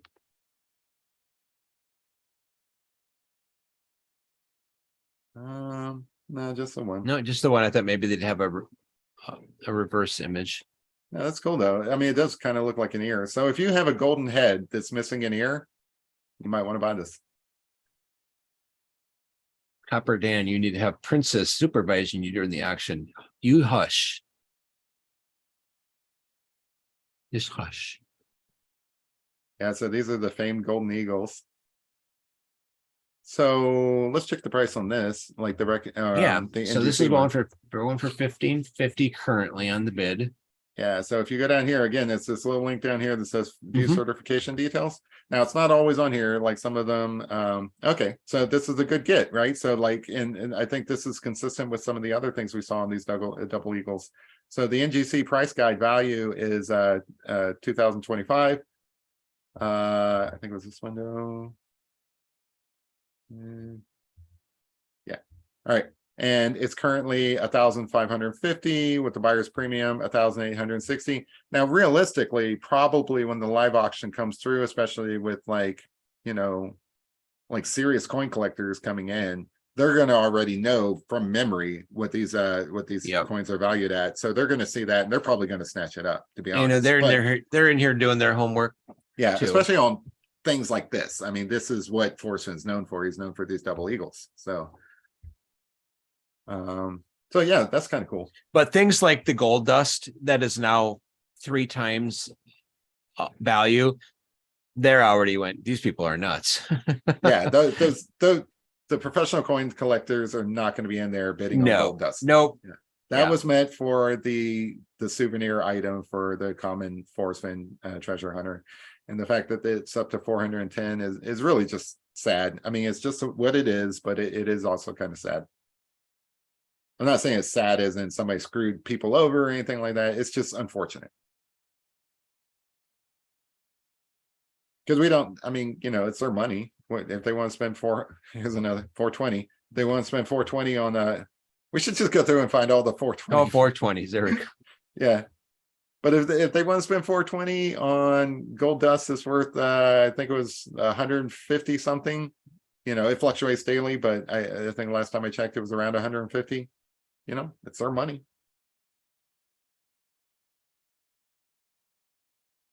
Oh, this is another cool looking thing. I just like the shape of these nuggets. They're so cool. Yeah, this one almost looks like kind of like a tulip. I don't know. You should. So this is why you should. Go ahead. Sorry, Jeremy. K-Pro, I know you're just getting in here, but your frog that was at 85 last night is on 13.5 or something right now. Go ahead. You didn't have to go all the way back. Yeah, it's at 13.5. Yeah. With a next minimum bid is 14. So yeah, it's a pretty nice item. 775. Yeah, that went up earlier. So click on would there be any like items on the frog that they could compare value on? Well, unlike the coins, there's no like how do you evaluate something that's one of a kind? you know. Yeah. So unlike the coins that do have like a whole registry, like the NGC, there's nothing really to compare it to. It is a historical artifact. It is, you know, a unique, you know, like you're never, I doubt you'll find another frog like this, because this was probably made by an artist. It's not like they had, you know, mass production capabilities back then. It's not like they were just stamping out frogs. You may have two that are very similar because they were made by the same artist, maybe not. But this is probably a one of a kind item. Completely unique. So, but of course you have to pay for that. But you know, depending on your So budget, you actually got to pay. It's actually 16.2 with the buyer's premium, yeah. plus sales tax of. I don't know if the sales tax with an online auction is if it's Texas, probably Texas sales, but then you are buying it as being shipped, so it might be the sales tax of where you live. I don't know how that works. I don't know. I don't usually go around buying $16,000 frogs. No, and I know like when somebody buys something, piece of my copper work through my website, they get charged the sales tax of where they live, and then I got to pay sales tax to all over the place. It's a freaking headache. Yeah. So, and you know, like different places do it different ways. So like it sounds like you're looking at the fact that they're from Kentucky, like where I live, and you're like, well, what's the sales tax in Kentucky? Some people just like, you know, collect the like a flat rate and then eat the difference if it's too under or something like that. But yeah. Good. I don't know. I really don't know what I a mean, 16. your sales tax is good. You probably got like 6% sales tax down. Yeah, 6%. Downtown Chicago is like 10 and a quarter. Wow. Well, that's still less than the buyer's premium here. Now I wonder, there's a buyer's premium. I wonder if there's a seller's premium too.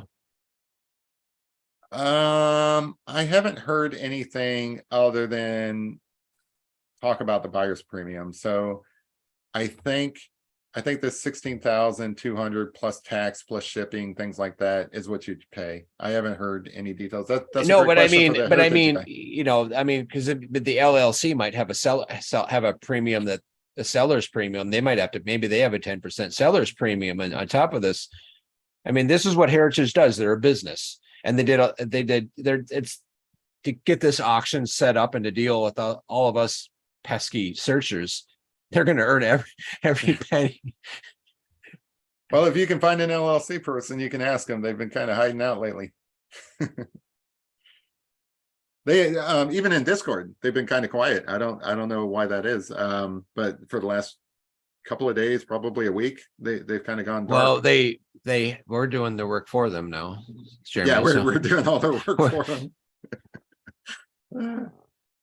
I want one of those counterfeit coins. Look, it's really easy to get my address. I'll send it to you. Just send me the counterfeit coin. I'll shill for you all you want. That's not why I'm doing this, though. I'm doing this because I am actually fascinated by it. And like, I wish we could get the counterfeit coins slabbed. Yeah, that would be cool. Yeah, that would they're be not cool. going to do that. Yeah, just for the provenance of where they came from. But no, I mean, I'm not doing this for a reward. I'm doing it just because I am completely fascinated about it. If I thought your viewers were interested, I would be talking about comic books the same as I'm talking about these items. You know, all 37 of us. I don't get I'm not the big page, the Ben Napples and the. You get the VIP viewers. That's what you get. Like, I mean, the Ben Napples of the world get the Ben Knapples, get the you know, the common viewers, right? Yeah. You get the premium. Yeah, viewers. we are. I am. What is the video title here? The Copper Dan influencing our the influence. We're now. You should say Forrest Fenn in that, just so that the casual Forrest Fenn person might pop up on this. Forrest Fenn influencing. Yes. So rename it later, but yeah. But no, I mean, it's cool stuff. You know, I mean, come into Discord, people. You like those of you who aren't, you'll see that at 3 o'clock in the morning, sometimes we're talking to 2 people. It doesn't matter how many people we're talking to. It's just fun. I still don't know what this is. You are what I have my morning cup of coffee to. Yeah, yeah. I don't watch the news. I don't care what's going on in the world anymore. I want to know what happened when I was sleeping. So what's the deal with this? Is this a coin that's embedded in like jewelry I think so. That was there. I remember seeing that. If you look through my pictures, you might be able to find it. Yeah, yeah. I think marked 14 karat. I mean, that's cool. I could see people wearing that. It's kind of like a throwback to the 80s though, right? That's like something you would wear in the 80s. I don't want to talk bad about anything in case somebody's actually bidding on this. Like, oh, Jeremy was talking shit about my picture or my yeah, I was going to give that as a Christmas gift to somebody, and now I'm embarrassed. No, that's it. It's actually pretty. It's just it's not something I would. It's antique. It's yeah. Yeah. It's unique. I still think that these are the coolest items because Heritage misidentified them. They're actually really cool items from further back than maybe what they're saying. But I think Babetta really nailed what those were. Yeah, I mean, anything you want to look at in particular? I'm sorry, I went upstairs. You can scroll. I mean,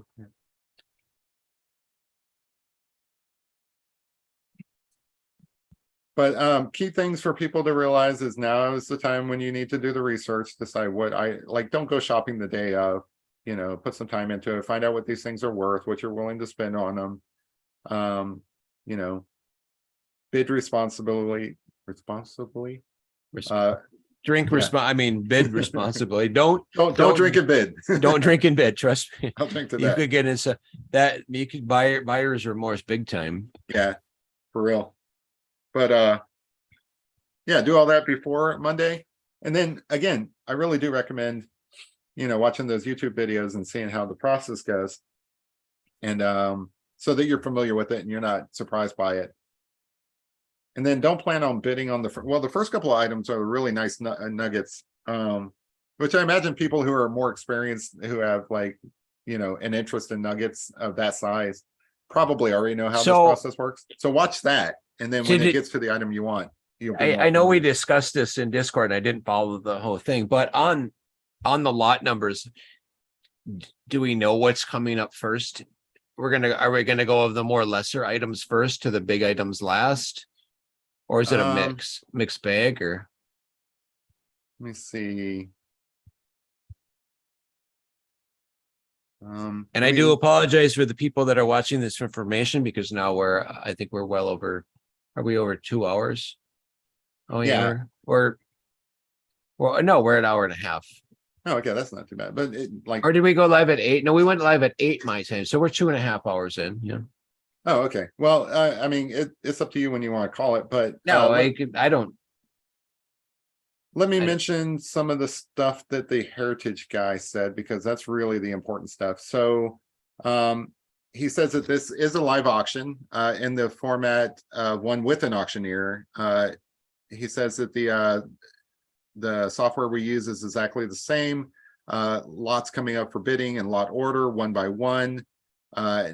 After bids stop coming in, we'll close the lot and move on to the next one. I don't think that there is actually a real auctioneer at a podium. I think it's more like audio instead. But I might need to be double checked on that. I don't think that they actually have a person at a podium for this one. Yeah, it doesn't sound like it. K-Pro is saying, Dan, it is an order of lot number. You can sort that way. There is 4 rounds: large gold, small nuggets, coins, unique items, and 4 rounds. Yeah, and I think that's lot orders and 4 cycles. Okay. I think that's similar to what the Heritage guy was saying. He did mention the nuggets would be first, and then, you know, ultimately culminating in that olive jar.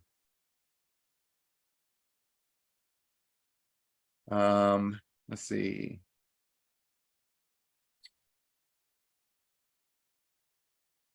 Which is tough because if you pass up your small items, wait for your big item, and you don't get your big item. That happened to me at Henman. going after so I ended up with this big scraper. I was going after the smaller ones. There was a set of it had over 9, but I was looking at the 9 because I was going to do another another map frame, and that's what I wanted before. And we started off, we were down around the 200s, and then I get 3, 4, 5. I remember it was like at like 550. I'm like, I stop. And then I found out, yeah, I actually knew who I was bidding against. I was like, I wish we would have had could have known to have a conversation. Yeah. So, unfortunately, I don't think it works that way. I don't know how, like, you would contact these people. I mean, that was neat about how I got the arrowheads for the mat frame, is I knew who had them, and I could just reach out privately and make an offer. Yeah. The guy says you only have to click a button to bid, which will make you the high bidder instantly until, of course, the next bidder clicks the button. Yep. There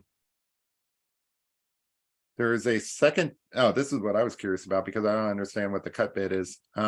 In a nutshell, there's a second button that lets you cut bid once per lot, meaning your bid is actually half of the required increment. But you only get one chance per lot. And live proxy bidding is a bid that you place that does not show up in any way, including competing against the standard proxies, until the live auction occurs. So that's kind of cool. Your live proxy bid will only execute if it needs to during the live auction. Babette is saying there's 5 rounds. It says K-Pro is correct, but 5 rounds, not 4. So there must be 5 different categories. I mean, nuggets, coins, and then all the unique items must be broken up into, or maybe the coins are even broke up into different types of coins. Yeah, I don't know. I only saw 2 categories myself. Shit I can afford and shit I can't afford. And one category is way smaller than the other. But yeah, I don't know. I didn't see much more from the auction guy. So anything else you can think of? Or I think I wouldn't overthink the bidding. I mean, they're going to make it simple even for a new viewer, because yeah, they get new people coming into their auction all the time. So they, just like anything, like when you buy something on Amazon or any website, they want to make it simple, because if you get frustrated, you go away. Yeah, for real. If you make it simple, you might spend more money. Yeah. The only thing I could add is, like, I get the anxiety, like, especially if you're totally new to this, but don't feel like you're alone in this. There's a lot of resources available to you.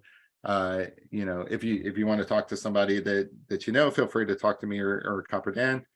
We'll get you hooked up with, come into Discord. Yeah. Yeah, you can come into Discord, talk directly to the guy who's in charge of the website. I mean, what better resource is that? You can call Heritage Auctions yourself. They have a great customer service line. There's a lot of help documents on the website. But again, I think really the best way to navigate this is to go and watch some of these YouTube videos where you see how the auction works. And certainly when you go to bid the day of, just watch how the first few lots go. Like, unless you're planning on bidding on those really large nuggets, just watch how it works. Doug says 15 seconds an item is super fast. And maybe you weren't in here earlier. We did talk to Heritage, and I think they are talking about slowing that down a little bit. Yeah, he mentioned the amount of time between them. He said that the entire thing should take about 4 hours, although that's just an estimate. It could go longer, it could go shorter. I mean, I think there's probably a certain number of seconds, but if somebody ups the bid, I think that a percentage of that must start over again. Every time someone ups a bid, you got to have time for someone else to. Right. It's not like eBay where there's a countdown when it's everyone that knows how to work the system on eBay. Yeah. you put your last bid in about 2 seconds before the end. Yeah, there's no sniping software for the heritage auctions that I know of. There might be, I don't know. I don't know. They got different features though. Like, you know, you put in a maximum bid of $1 million for that jar, you're probably going to get that jar, regardless of whether or not you're fast or not. So, in fact, that's something they recommend. And if you're unsure of why they recommend that, definitely look into it. But they recommend you put in your max bid. You know, if it gets to it, it gets to it. But again, don't feel like you're on your own. You can reach out to any one of us, and you know, people will help navigate you through. But definitely, if you're thinking about it, now's the time, because you got two full days and part of Monday. Yep. Then it's over. And then it's over. What are we going to talk about? I'm sure something else is going to happen. That I know that the people that are saying, oh, once this is over, it's all done. I mean, we know better. There's still a lot to come. Everybody talks about what will close this out for them and stuff, but I see so many people move the goalpost all the time. Look, you didn't even know about the auction a month ago, or a month and a half ago or whatever. So that was not on anybody's radar. So for anybody to say, well, once the auction is over, I feel comfortable moving on. You're not comfortable to move on because it never mattered to you before. You know, it's something new. I think that a lot of people still have remaining questions. People still want official confirmation. People want to see the movie come out, you know, like I would love to, like, I really enjoyed when the William Shatner what's the name of that Unexplained episode came out. I watched the entire episode just for a 5-minute clip about the Forrest Fenn thing, and guess what? I thought that was amazing. William Shatner talking about Forrest Fenn, and what, you know, that's kind of cool.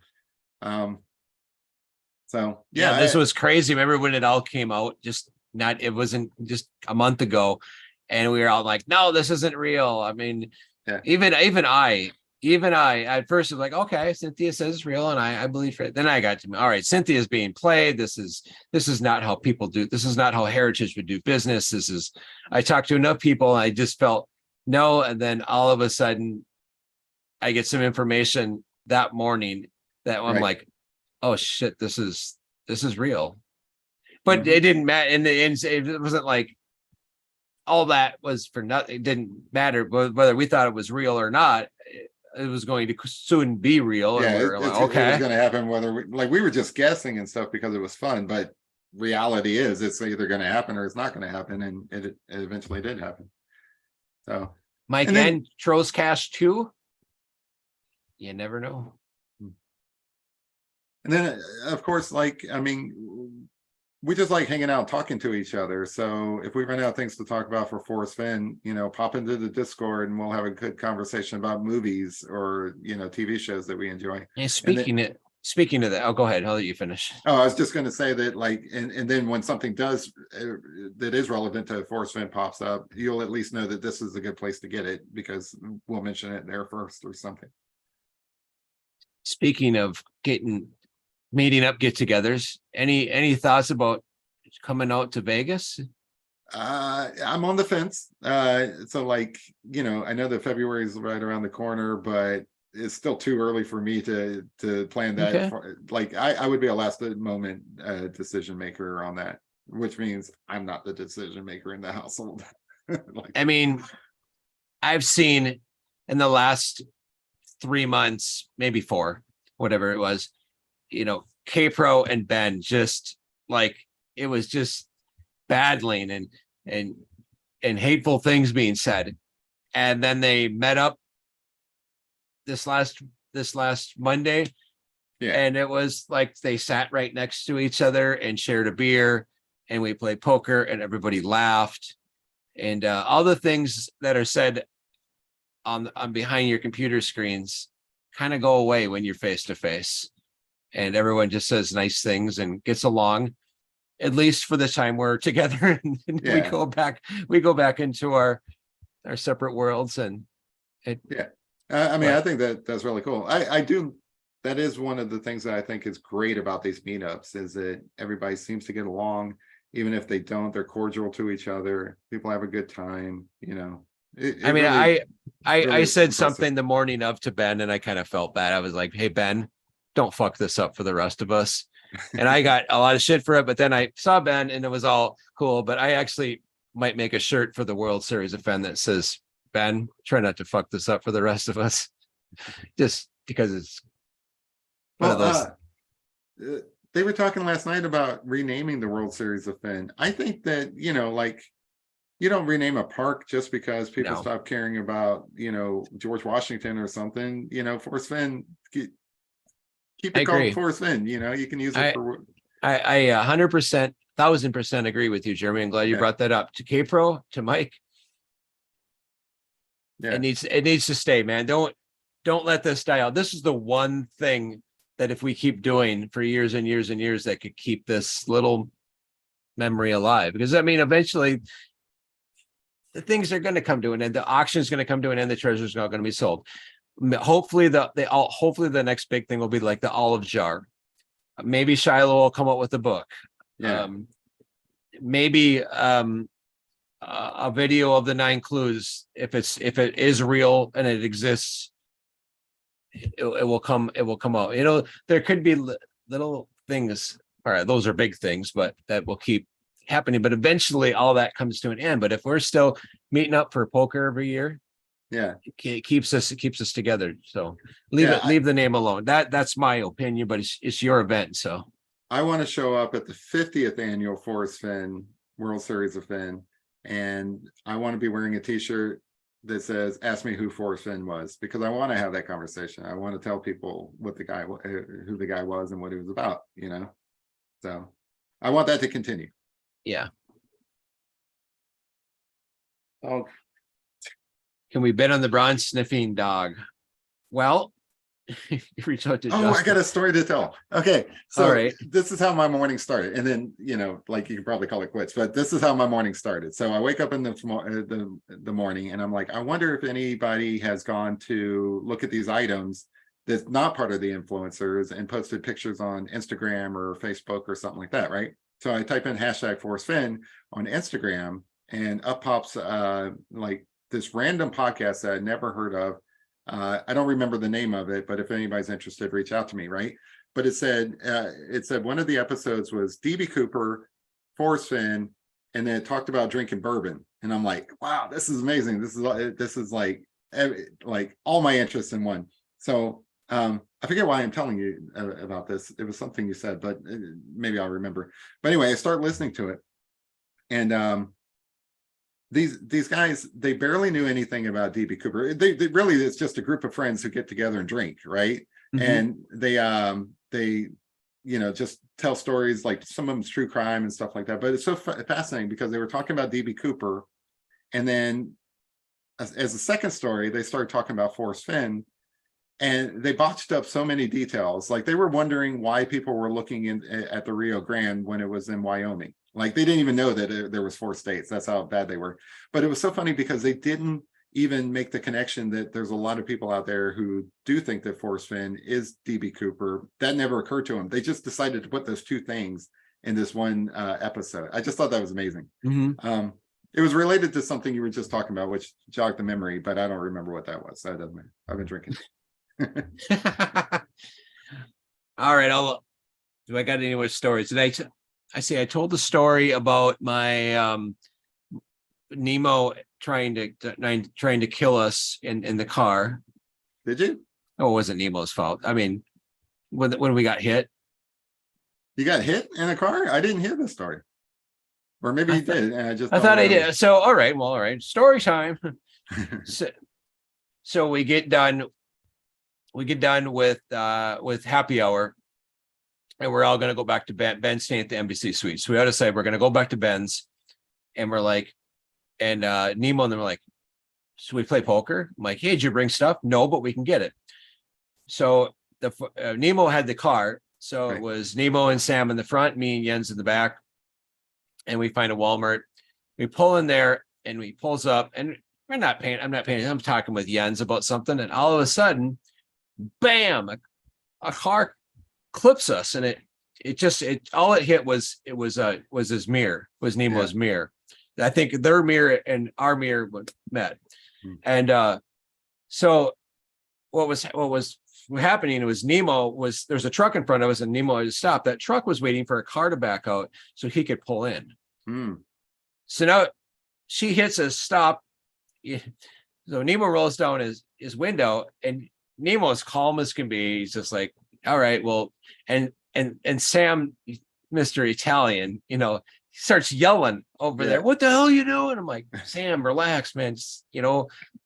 And the girl in the car's like, oh, I'm so sorry. I'm really sorry. And anyway, so Nemo is going to get out of the car so they can just take a look and exchange, numbers. Yeah. And the truck in front of us doesn't see that we're sitting there and backs into us. Oh, I'm like, inside of 30 seconds, we've now got hit twice. So the truck stops. Nemo wasn't out of the car yet, so he lays on the horn, but too late. Bam. So now everyone's out of the car. Everyone's talking. So the guy gets pissed. He gets in his truck and he pulls back forward a little bit so they can really look at the car. And he gets out and he starts screaming at the people in the car. So the people in the two people that hit us are now screaming at each other. And he's like, he pulls up away, and Sam went to try to calm this guy down because I guess the guy's going, God damn it. He's lucky I normally have my gun on me. I'm like, dude, whoa.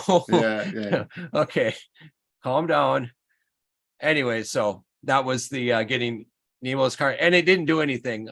Nemo said the next day he really looked things over and he had everybody's insurance information. He's like, I'm not going to, Yeah. I think you actually did tell the story on Speakeasy the other night. I just wanted you to tell it again. Oh yeah, it was. I thought I told it, but no, it's. So yeah, we got poker chips, and ended up back. We commandeered a table down in the Embassy Suites, and I can't tell you anything more than that because what happens at the poker table stays at the poker table. And honestly, I had like 10 gin and tonics, so my recollection of what happened. Yeah. So all I'm hearing is that we need to meet up to go look for that treasure out in Louisville. And I need to get you liquored up on gin and tonic so that you tell me everything that happened. Yeah. So K-Pro told me this. I'm just kidding. I'm just watching chat. When that comes up, she's gonna probably yell at me. Shut up, Copperhead. No, it was absolutely seeing the treasure chest, totally cool. Hanging out with your friends, that's a whole nother level. That's why last year I had to miss the World Series of Fun because I had to be in Florida doing an art show, and it killed me because I love meeting up that much. So to Jeremy, figure out a way to get there. I'll try. You are a huge influencer, and I mean that with absolute sincerity and respect. You're a huge influence in this. I appreciate that. Yeah. How you started in this all with your Leroy, with your videos, but you're an excellent. I shouldn't even call you my co-host. You're an excellent host. I mean, you know how to carry a conversation. Like I wanted to go live tonight. And I'm like, I can't do this. It's what Ben and what certain people can do when they're literally by themselves with no one to talk to, but you're looking at it. It's hard for certain people to do, and it's hard for me to do. So I'm like, hey, Jeremy, what do we do? What are you doing tonight?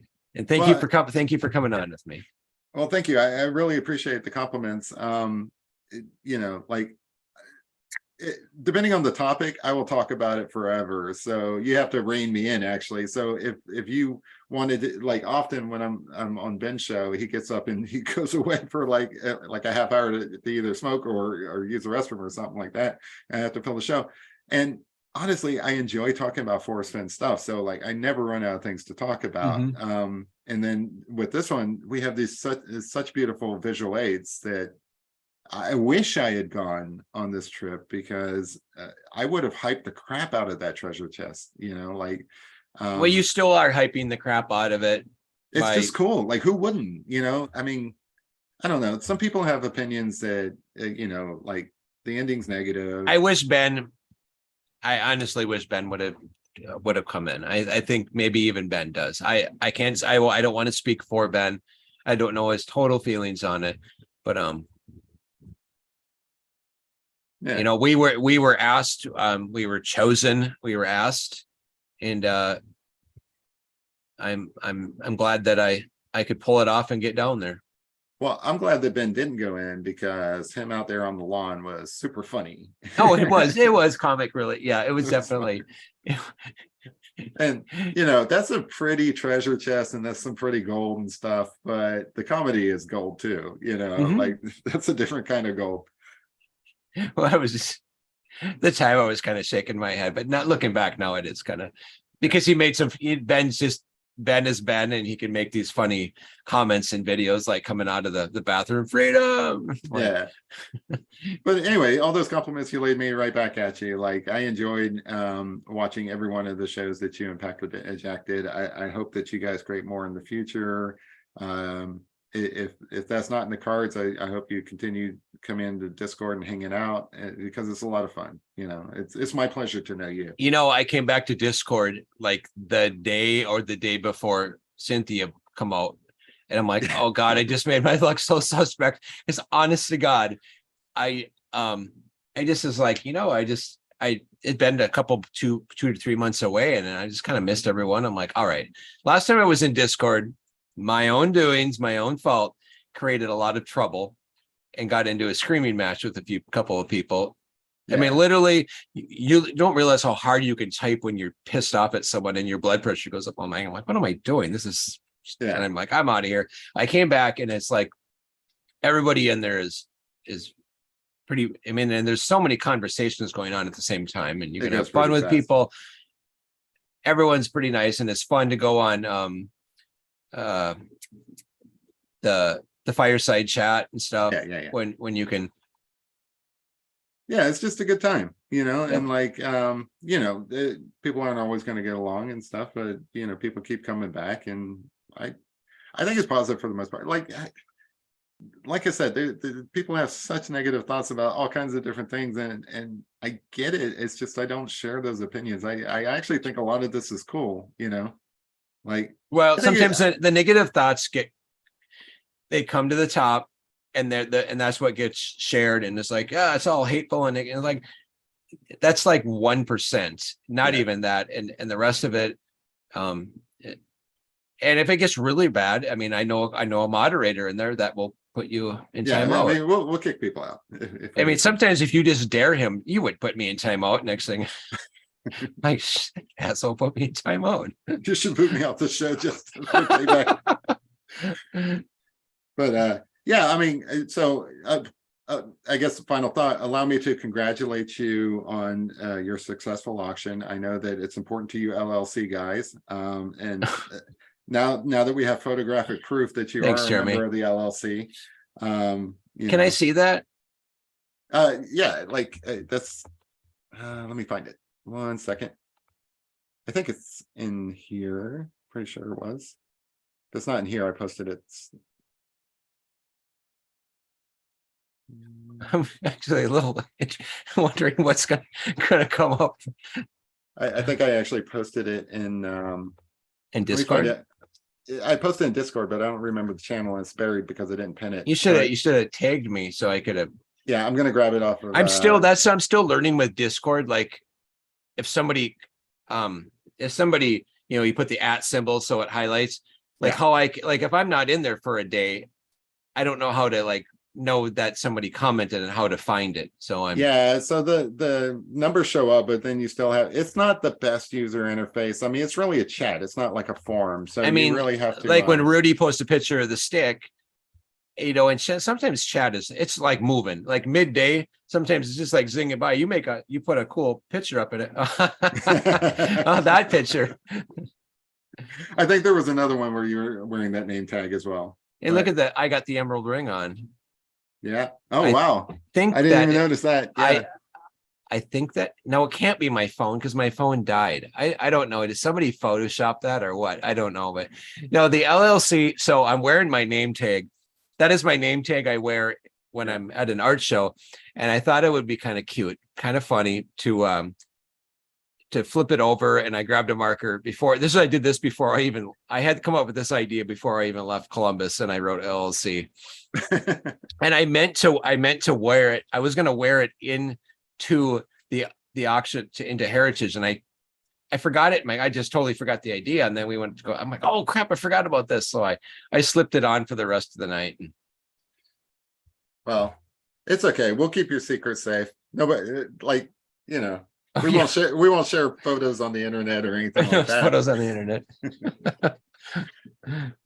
No, I just thought that one was funny. Even I outed myself. Wait, is he part of the LLC? Yeah.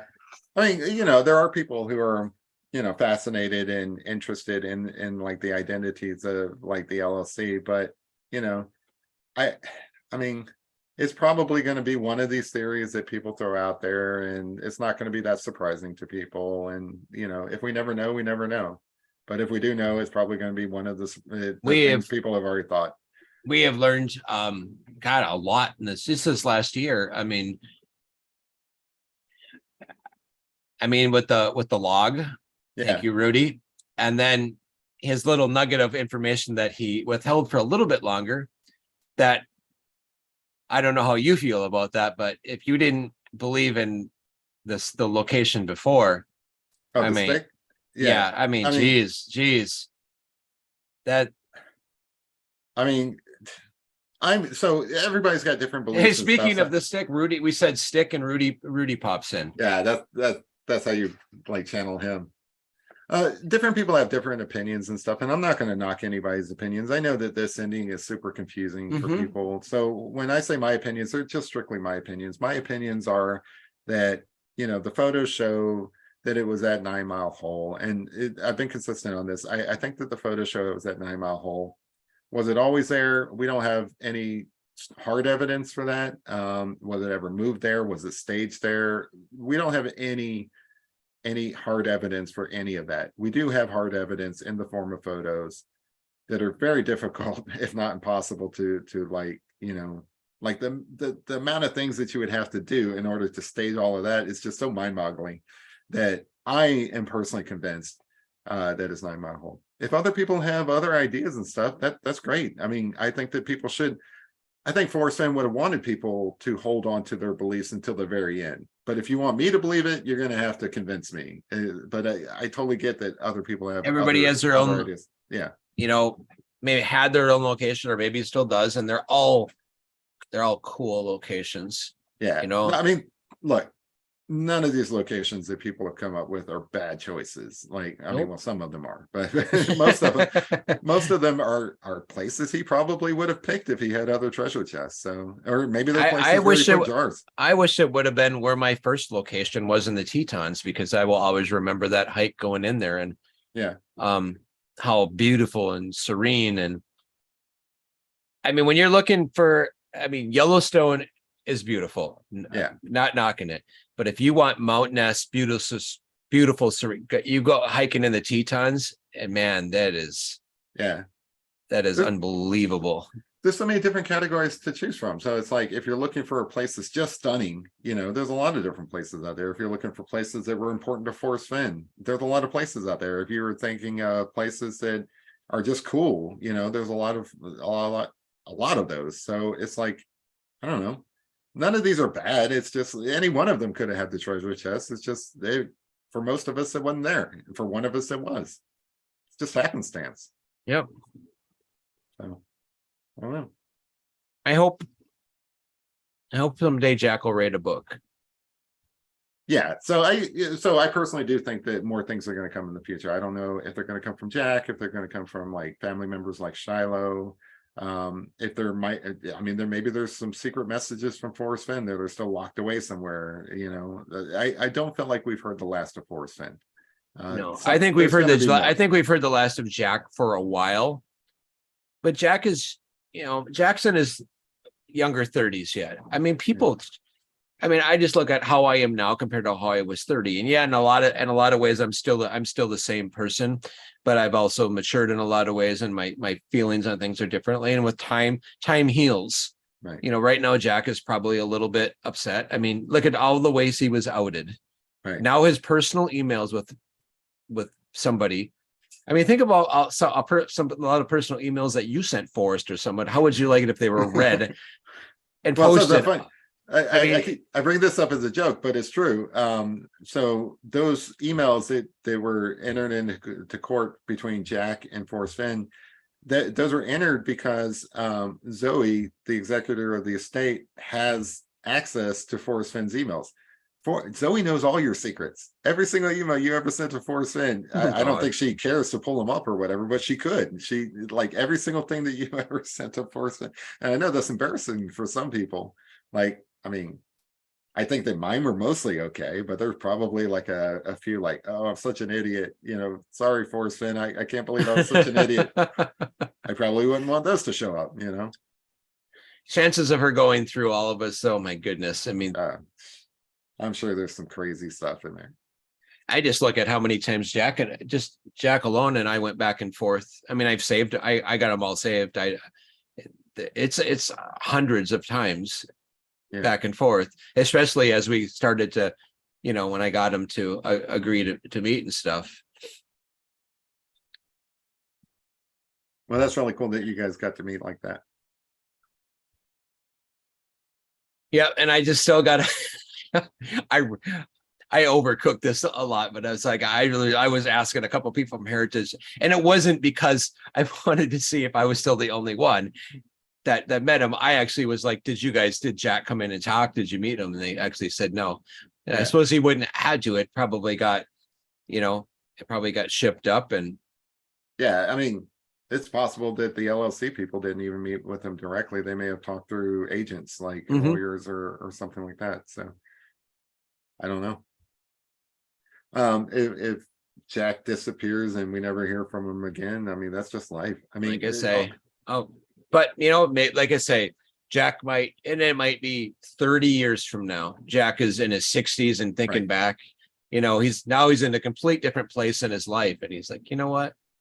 That was pretty cool. I'm going to write a book on that. Yeah. So keep your notes, Jack. Well, I consistently bring up all the time, especially in Speakeasy, when people are talking about, you know, oh, it's been 2 years and we haven't gotten any info. Forrest Fenn was a long-term thinker. He may have set something up to be revealed 100 years from now, you know, 5 years from now, 10 years from now, 1,000 years from now. Who knows, you know, and you know, I mean, I hope that I'm around to see what this was all about, but maybe that's not for us. Maybe that's for the next generation or 2-3 generations down the line. Who knows? There's still those jars out there. Who knows what's in those? But I don't know. That's what keeps people going. And I guarantee you next year there will be people in Discord talking about these different things. So nobody's going anywhere. I mean, yeah, I've pretty much succumbed. I think my wife has succumbed to the fact that this is going to be a part of my life for some time, and going to these events. And I mean, I think eventually a lot of this stuff will start to come. I mean, the thing about going to Heritage was a complete, like, absolute surprise. I would have never ever thought that prior, that, hey, you're going to get invited to go down there and do that. Yeah. Because we talked about it. I actually talked about it with a couple other searchers when this started, like, hey, should we go down? And then it just never happened. And then literally the night before in Discord, we were talking about, like, well, at this point, if it comes out, no, we can't go down. I can't, you know, drop everything. Well, yes, you can. And yes, I did. I'm actually curious how many people were invited who had scheduling issues and couldn't go. Like, I would imagine out of, you know, the people who did show up, there's probably at least a handful more who just couldn't make it. And or how many I shouldn't say normal people, uninvited people from Tuesday to Friday. Yeah. Oh yeah, I am super curious about that. So the auction guy did say that people have been scheduling appointments and showing up. And you know, he walks them through the same as others. Where's all these people posting these photos? Because, like, how can you go and see the treasure chest and not get a selfie with it? And then if you got a selfie with it, why aren't you posting it on the internet and tagging it Forrest Fenn so I can go and look at it? And you think, you know, people that know about this probably know about, us. They either know about Discord, which seems to be very, very popular. Yeah. That's where all the cool kids hang out. That's where all the cool kids hang out. And there's still a very, Mike and Capro's Facebook page and their YouTubers still very active. Yeah. Very active, very big. Is Thor. I was never a part of Hina Rich's. Yeah. But I pop in there every now and then just to see I just don't know how to. I could never figure out really how to navigate the blog. So I was always a Facebook guy. So yeah, there's still people posting in there. I don't know if they're the type that would bid on the auction, or I don't spend enough time there to where I would know, but I don't know. People still post there. There's still an active community out there. Clearly, 500 and something bids. That's not all non-force fend people. The community powered the first 100,000 of it because there was not even news articles. Before a single news article came out, there was already $100,000 worth of bids. That's community driven. That is Capro's video. I think Ben did a video that's internal. Cynthia promoting it. They paid her one of those. You and I get some credit. I mean, look at what we did tonight. Right, we did that. Should we go back in? Should we go? I'm going to go back in when we get up, and I'm going to find out how much it went up. Look at the total. How much did we raise? So I can tell you already that it started at. I noticed while we were live. So when we went live, it was under 500,000. While we were live, it went to 501. Now it's up to 515. Hell yeah, I'm taking credit for that. This show right here. It's a fenathon. We're gonna little pat on the back to us. Yeah. All right, we did good. We influenced the crap out of that. We are in now. We've done our due diligence as influencers. Yeah, I say that with all kinds of sarcasm, so please don't take me seriously. Nah, you're an influencer. It's fine. Embrace it. You want to influence people to bid on this thing because we want the Force Fin treasure hunt to be as awesome as it actually was. And if there's anybody out there who thinks it was complete shit, please reach out to me because I want to tell you a different point of view. And you may not agree with that. I want to give you the option of my point of view, and then you can tell me where I'm wrong. David Crump says, Copper Dan, say this out loud for me. Grab every Copper Dana. I don't get what he's trying me to. Copper Dana. I think he's making a play on the grab every banana quote. Okay. But I'm already starting to work on prizes for World Series of Fen. Nice. I guarantee you some of that gold dust is being bought up for prizes. And it is. I between not just me, but I personally have heard that from other people. So there's a chance. It's the only thing that makes sense to me, because at least then you're you stand to make some money off of it, bring back some of the value. I have no idea. We'll see. If it'll get more, we've always had good turnouts down there of number of searchers that come, and maybe this will tick it up. I mean, the more people that you get together for that, it's just more chaotic fun. Yeah. Well, cool. Well, Mr. Jeremy, I suppose we could tie it up. It's up for midnight your time. Yeah. Of course, I know you're a night owl. I see you. I go on the next time. Like, when did Jeremy go to bed? Looking on Discord and scrolling. Yeah.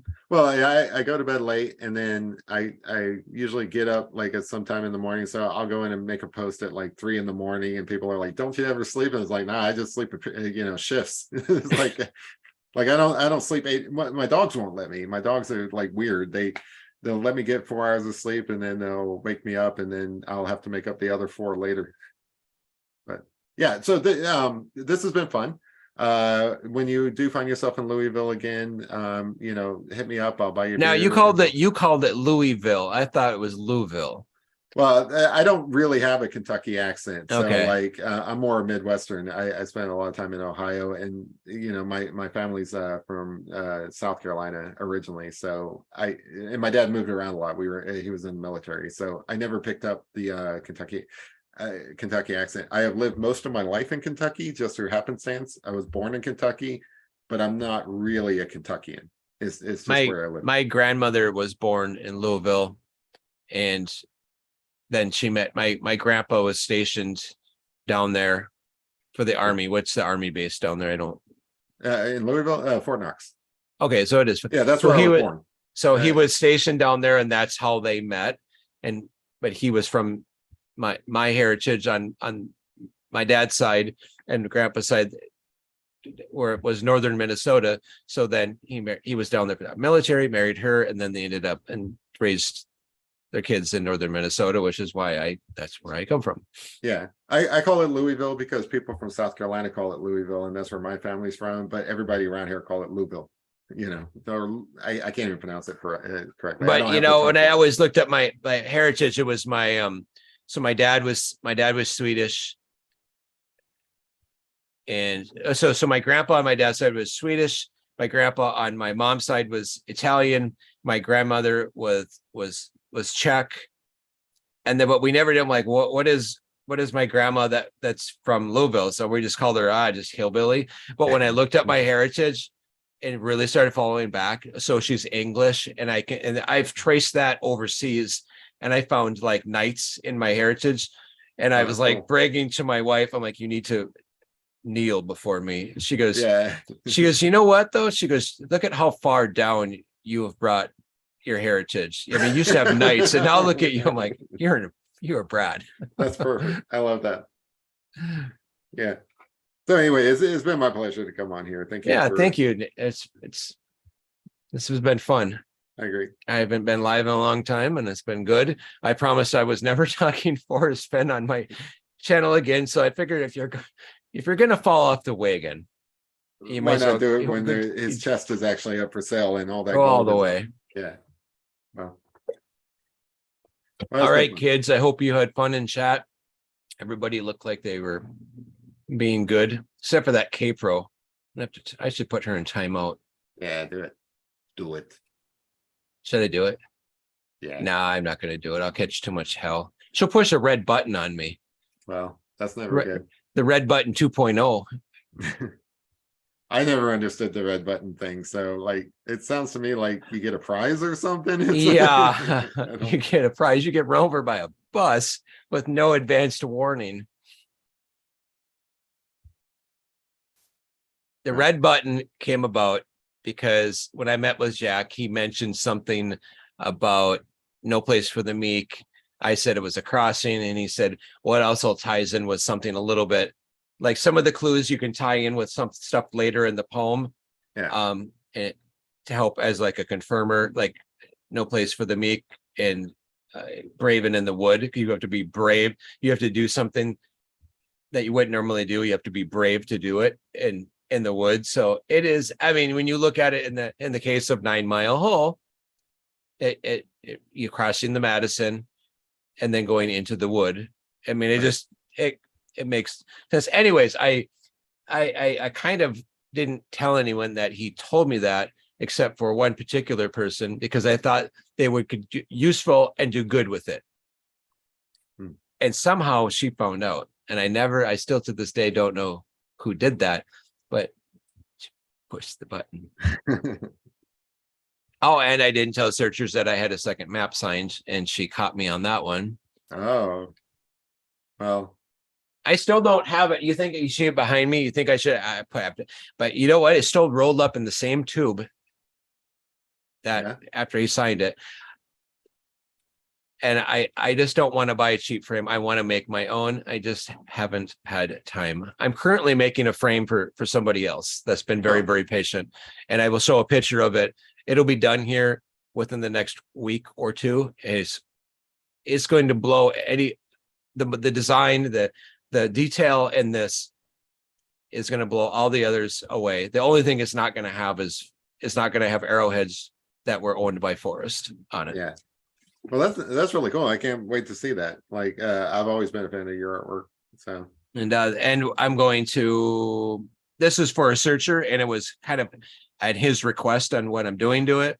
And I like it so much, I'm going to see if he doesn't mind, because I'm not making any money on it, that I duplicate the design, and I'm going to make a second one for World Series of Finn.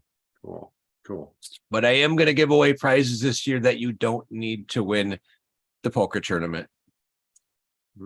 That was brought up, and I think that's a great idea. I don't think not everyone's good at cards. Yeah, I was gonna say, like, And also, I mean, with buy-ins, I mean, there's unlimited buy-ins for the first so many, like at the first hours or whatever, so many minutes.